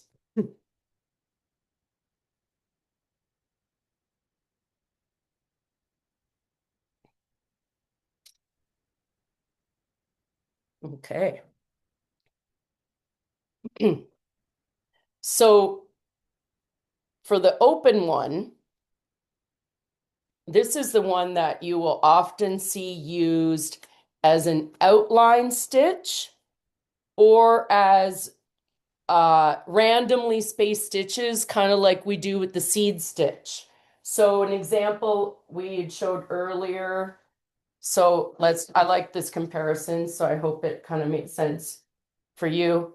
The way we said we use seed stitches are just little single stitches. They could be random lengths, random directions. We can do the same concept with the open fly stitch and just use them to fill in an area. So as we were showing earlier, there's an example of how we use the open fly stitch to look like the feathers on the bird. And I think it's really effective because, okay, I used to have a little budgie bird, and so I can picture this, but if you run your finger against the direction of their fur, or it's not their fur, their feathers, you kind of see that effect on it. So I thought that's a really good use of that stitch. Alrighty, there's some elsewhere. Let's just see here. There's some more. So we see them a lot on the wings to kind of indicate the direction of the feathers. And then we mostly will see our closed fly stitches on the inside. So we see them there on the wings, and you get that feeling of that center vein. There's a whole bunch more on a tail. Okay, so the closed one really gives you that vein effect of having a center line down it. All right, so let's do some open fly stitches. And again, in your Sue Spargo book, it is page 127 is the open fly. And you can still do lines if you wish to mark it out.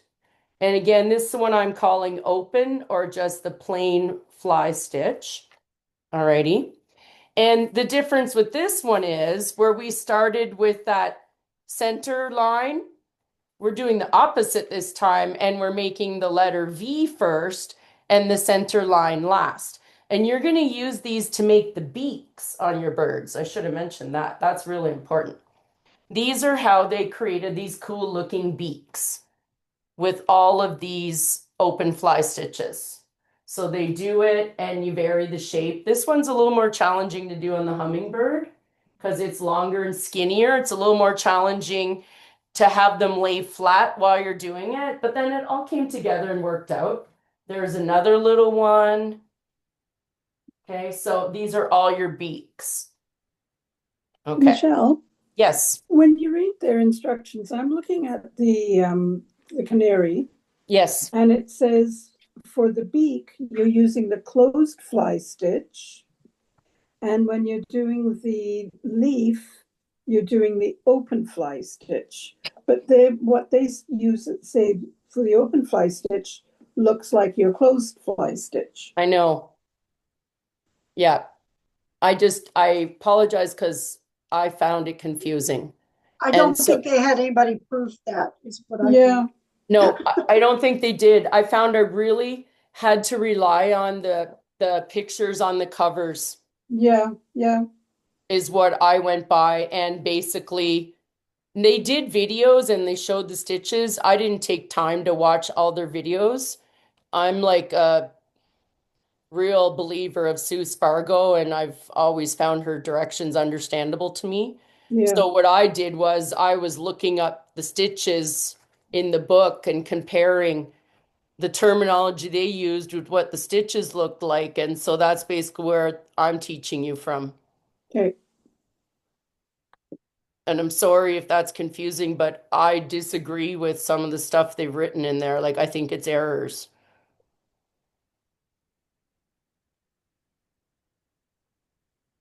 So if you had a We chance, can make these our own, by mixing and matching. Take what's on the front cover, take what's written inside, do whatever.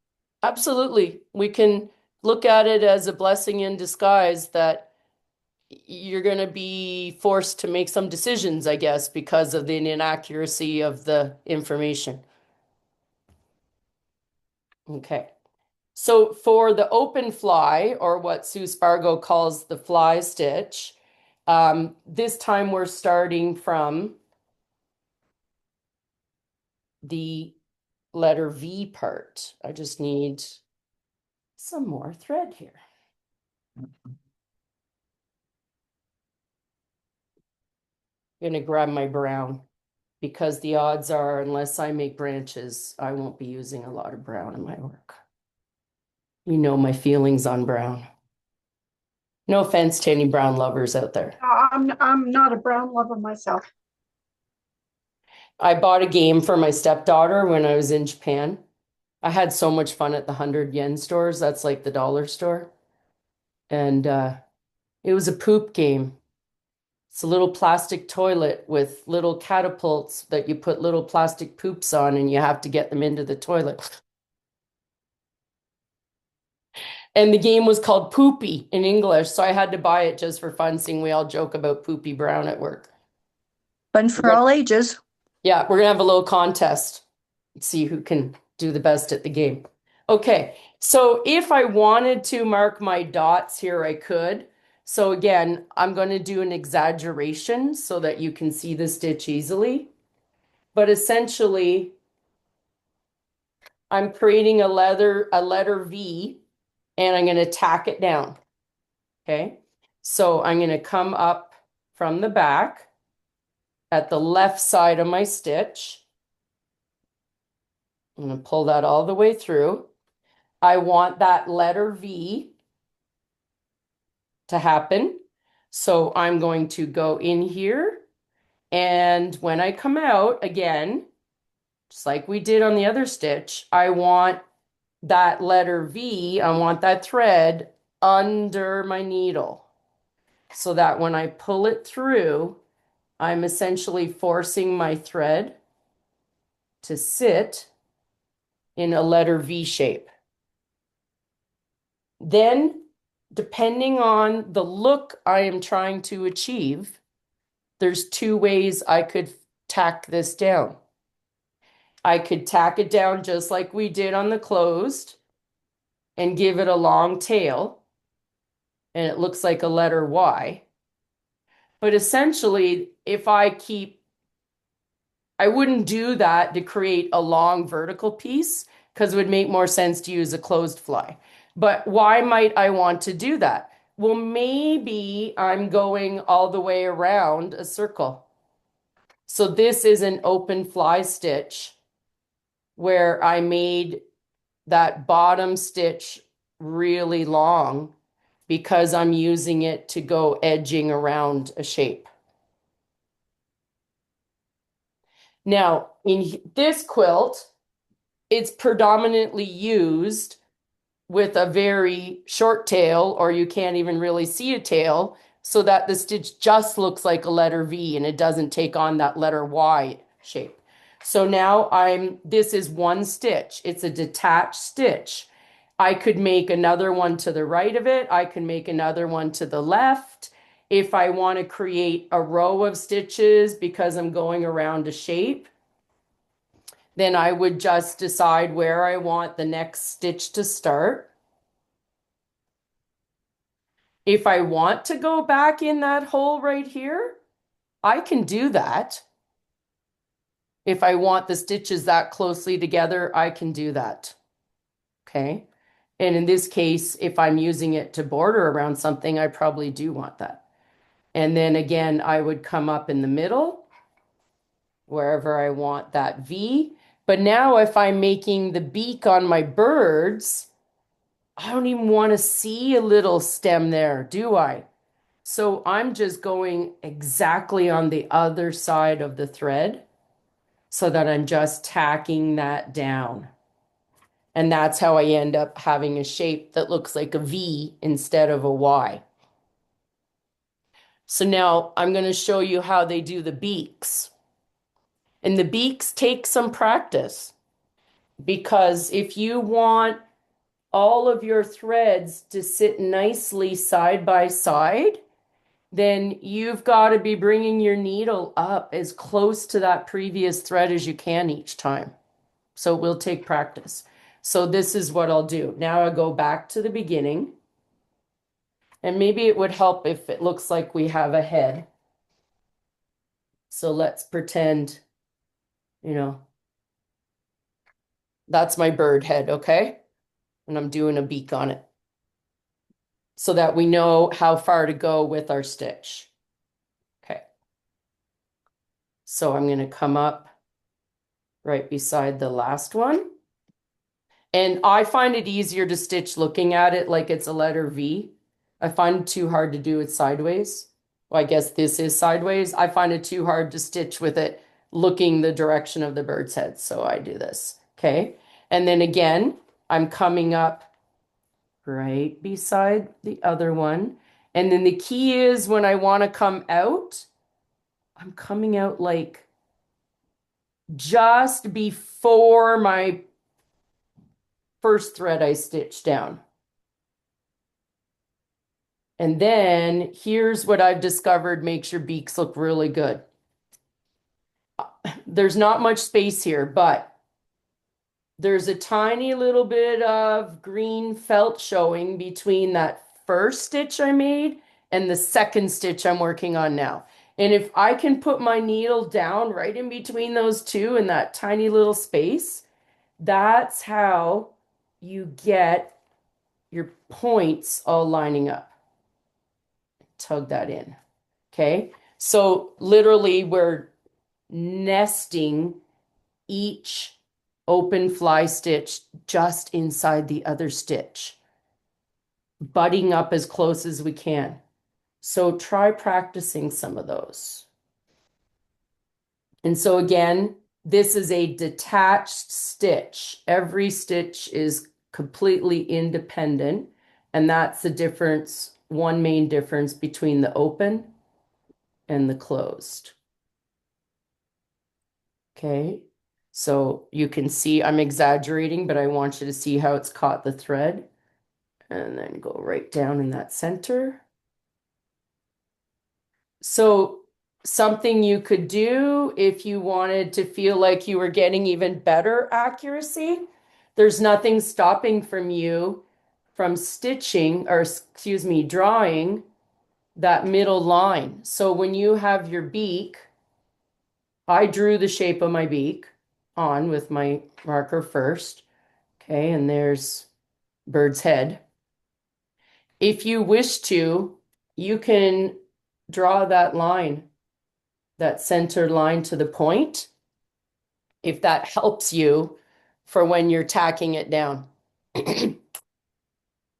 So I'll carry on and show you now that I added in the line, how I would use that.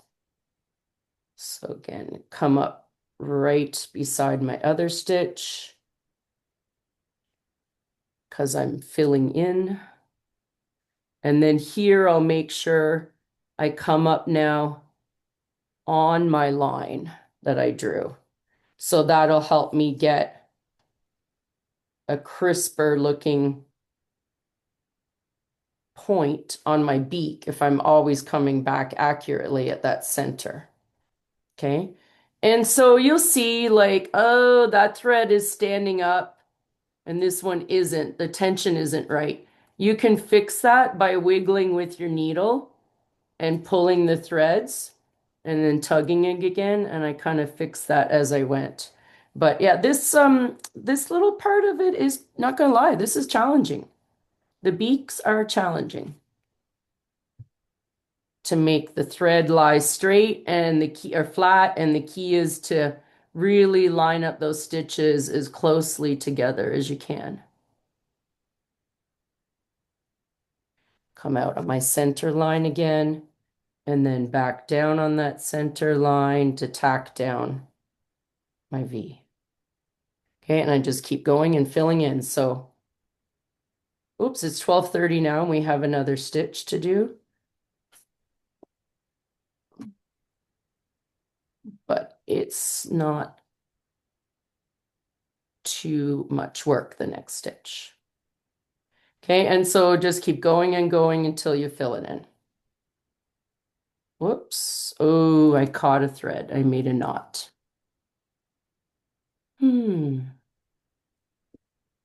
The good thing is I can easily pull this out. Okay, we're going to abandon that now. So I was pretty close to, I think I only had room for maybe one more tiny stitch in there. So you're just going to keep going until you've worked all the way up to the face or the head of the bird. And then you'll just put your needle down. That last time you tack a stitch, you'll just tie your knot on the back. And that's how you do the beaks. And then for the feathers, you're simply just doing a single fly stitch. I will show you how I travel around with those, because by travel, I mean that you're not going to cut your thread every time you make a single stitch. That would be really inefficient, create tons of knots in your work and just take you way too much time. So you're going to do what we call traveling.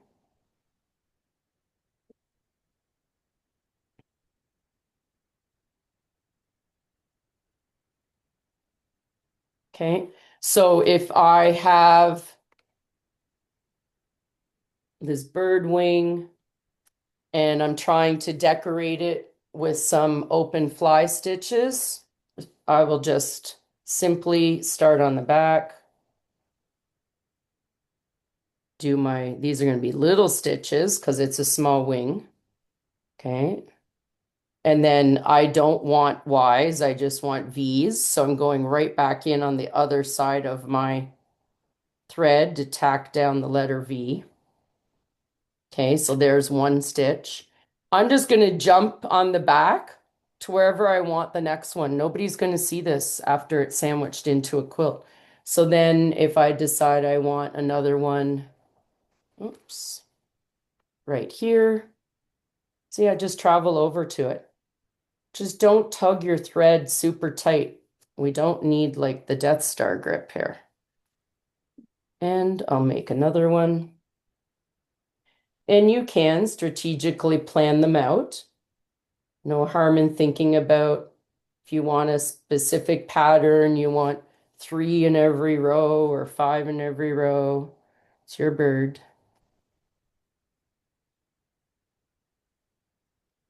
And that's how I do those. And I just travel on the back. And when I'm done, all the ones that I want to do to fill in that area, then I will finish on the back and tie my little quilter's knot and cut my thread.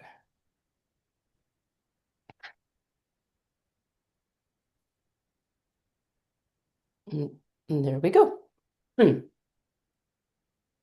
Everyone okay with those? Okay, and we know the golden rule is we know there's inconsistencies in the pattern. So look at the pictures, go by how I've taught you. If you want to create your blocks looking like how I did mine, which is based on the color images on the instruction booklets. Okay. And then the last one we're going to do is the Pekinese stitch. I'm just going to take a moment to have a sip of water.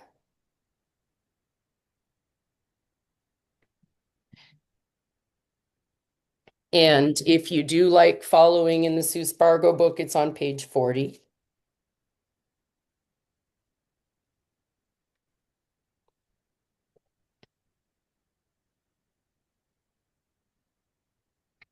Can I just ask, is this working okay, what I've tried today? By writing it on the felt and showing it this way? Yes, Yes. for me it is. Okay. Thank you for the feedback. That helps. As much as I love the Birdwatcher quilt, I didn't want to make another whole second one with you. So I had to think of another way to demonstrate. Alrighty. So the Pekinese stitch is built upon the back stitch. And you're going to find the back stitch and the chain stitch, which we're going to be learning all the versions of the chain stitch next month, okay? For those who like to know where we're going. We're going to do 1, 2, 3, 4, 5 variations of chain stitch next month.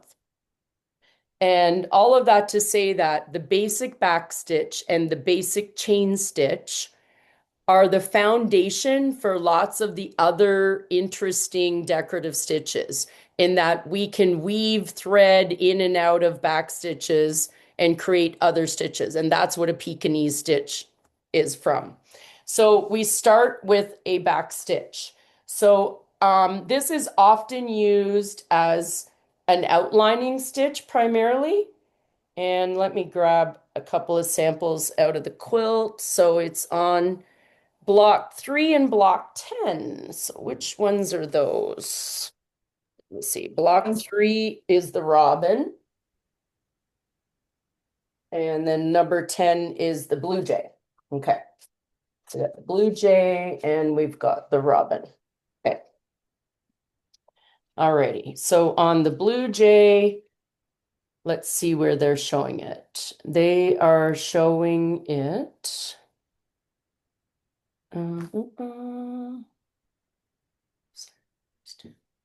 On the stems. Yeah. So up in here. Okay. So what's characteristic about it is it's created by doing almost like a letter E shape, but it almost gives this effect of little boxes. I've been trying to figure out a different way to describe it, but it's a weaving technique. Okay, so that shows it on the blue jay, and I'll show it to you on my quilt. So right here. So on this one, it really shows up well because she had us change to a second color to do it. And so it creates like almost like these little rectangles around the stitch is what it's doing. So there's an example of one. And then on our robin, we are using it up here on his head. Okay. So we've got it, let's pull it out here on the quilt. Anybody seen a robin yet? I'm sure Mavis has because you're in warm Yes. Virginia, but Yeah, and we've seen hummingbirds too. oh, nice. So this is up on here and it creates the look of like little boxes around the stitch. Okay.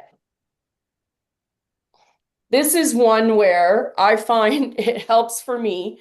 I actually was talking to myself out loud when I was doing it. It's kind of like if anybody's ever taken dance lessons and in your head you're going 1, 2, 3, 4, whatever, when you're learning the waltz and moving around. That's kind of how I did this. So first off, I'm just going to start by doing some back stitches. So if you're there and you have a practice one ready, feel free to join in and do the same thing.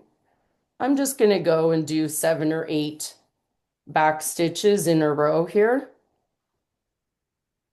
so that we can practice the stitch. And again, I should be trying to make them all the same length if I want to have a very nice look to my work.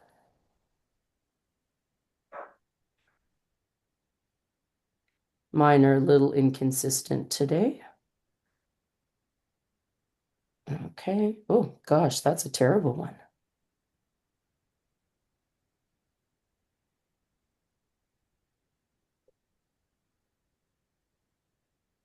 Okay, let's do a couple more.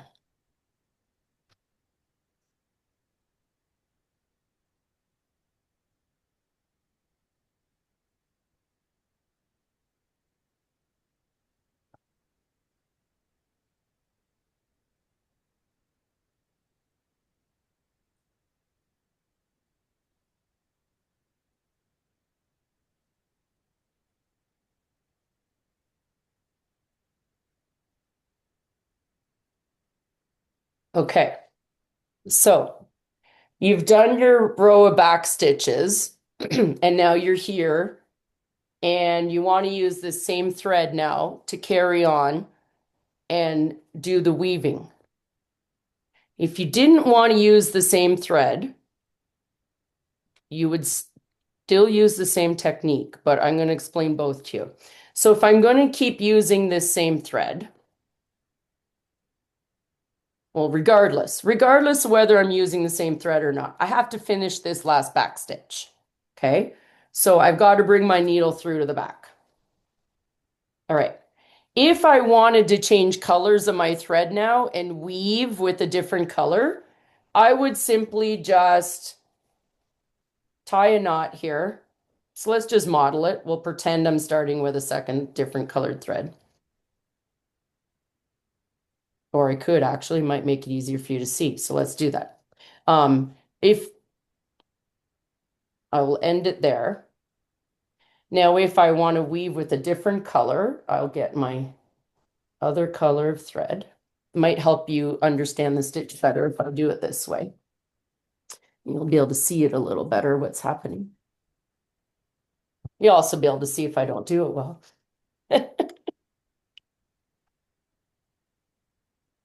Okay. So we're going to be doing the shape of kind of like letter E's. And we're going to be doing this weaving where we're going to be going left to right and up and then down.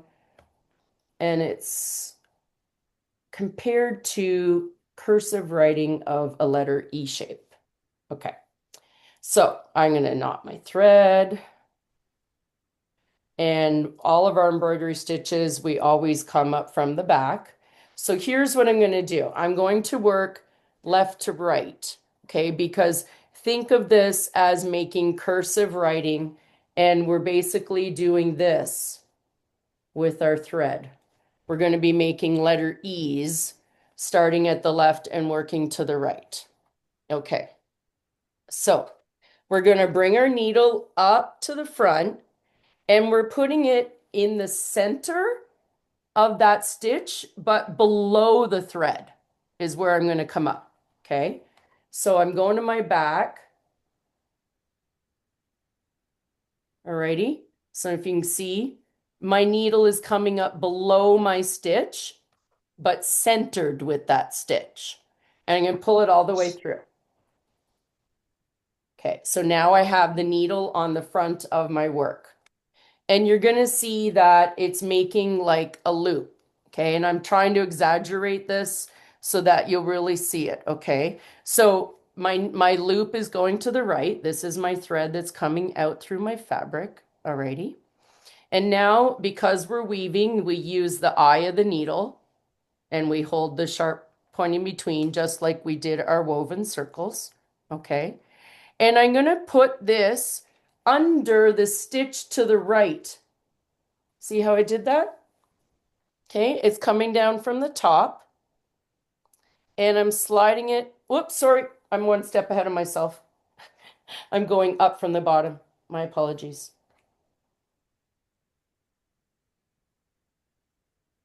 There we go. We're going up from the bottom, okay? So you're going to bring it from below and you're going to pull it all the way through. Okay, so now we've got what looks like that. Okay. And pull it through so you can see it completed. Alrighty. Now I'm going to take my needle from above and I'm going to put it back through that first stitch from above. Okay. And so do you see how it's forming if I exaggerate it?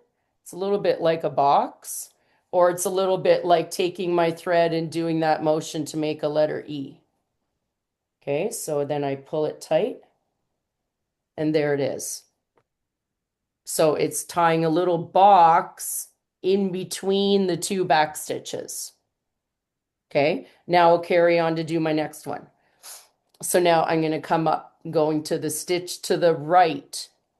Okay, I've already worked in this stitch, so this is considered the stitch to the right. I'm on my third stitch.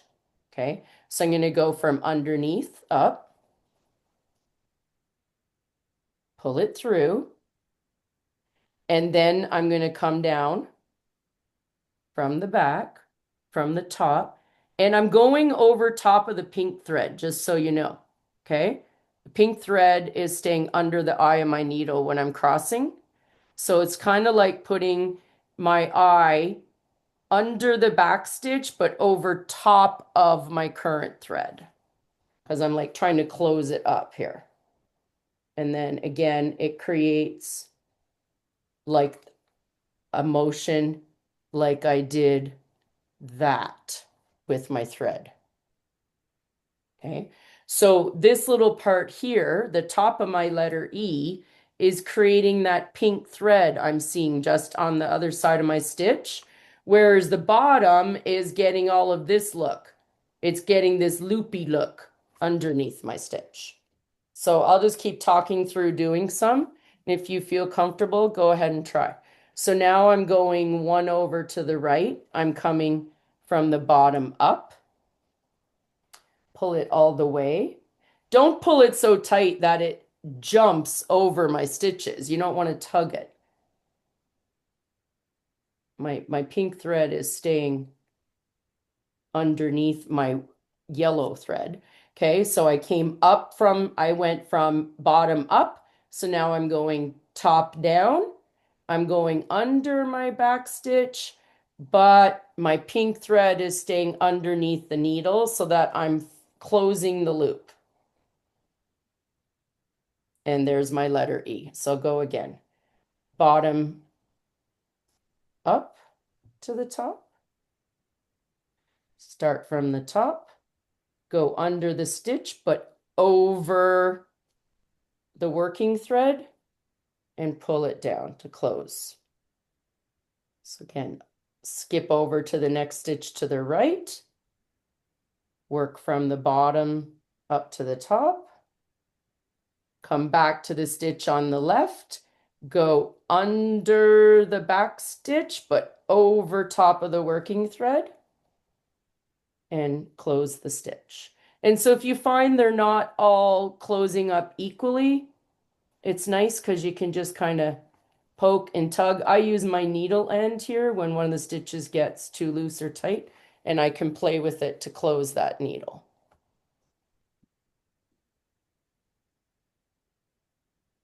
So that means it's just a question or an observation. Looks a little bit like bulkier on the bottom than the top, right? Yes, it does. Because Yeah. you're going Yeah. double. Michelle, so- I have to leave. Family is here. Oh, thank you, Susan. Okay. Thanks for staying the extra time. Thank you. Okay, bye. Take care. Bye-bye. Yeah, so the effect it gives you is, yes, it's like heavier underneath the back stitch. And so that can be interesting because if you're outlining something, so they used it on, what did we say, the robin?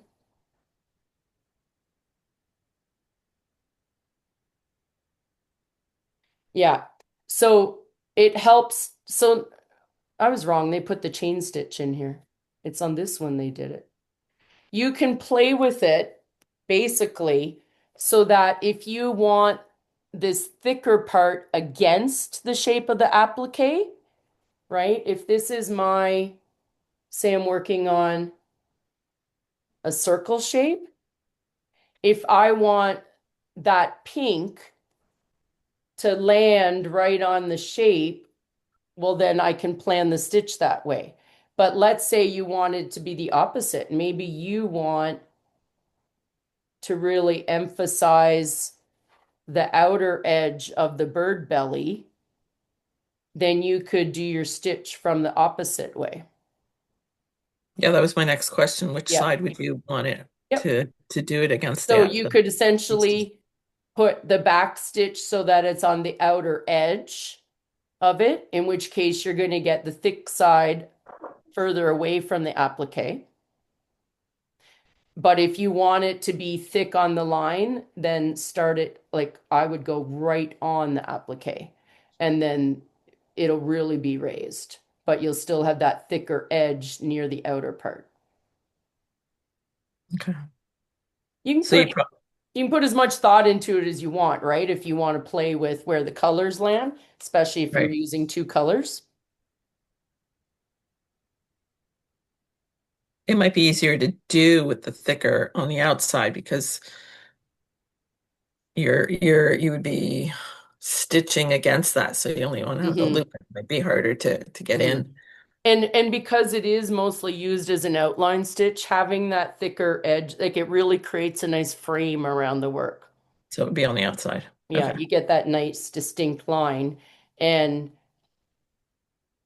because it's a little bit, ends up a little thicker out here, it comes up more to the height of your applique wool, right? If you have another piece there. Yeah. And it's on the outside, it brings the thickness up.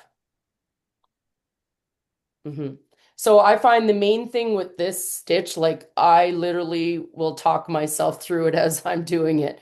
Like I will say, go to the right, come up from the bottom, down from the top, over the working thread. Like I found I have to talk myself through it. Up from the bottom, down from the top, over the working thread. But it's a neat looking stitch when you get going on it, because you get the effect of almost like a stem stitch down here. You get almost like the rope effect, but up here it ends up almost looking like you just got a little knot or something in between each stitch. So it makes it's interesting, I find.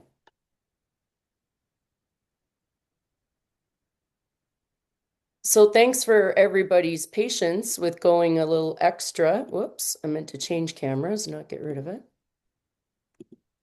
With going a little extra with me today. But now we've just added a lot more stitches to your repertoire. So continue working away at what makes sense to you from wherever spot you're at. This isn't about the finish line, okay? I want you guys to enjoy the project as you go. It's hand stitching. If we were trying to race, we would use a sewing machine. So just enjoy the process.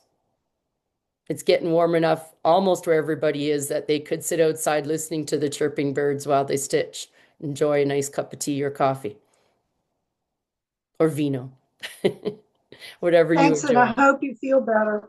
Thank you. Yeah, me too. I have a busy day tomorrow. I'm doing training to use our computer on our long arm. I'm excited about that, but I'm going to go have a little nap now, I think. So thank you, everybody. And so just keep carrying on with all your stitching. And next month, we are going to focus on learning all kinds of variations of chain stitches. Alrighty, but we'll worry about that when we get there. We'll Thank see you you. guys later. Thank Okay, you. thanks a lot. Bye-bye. Bye.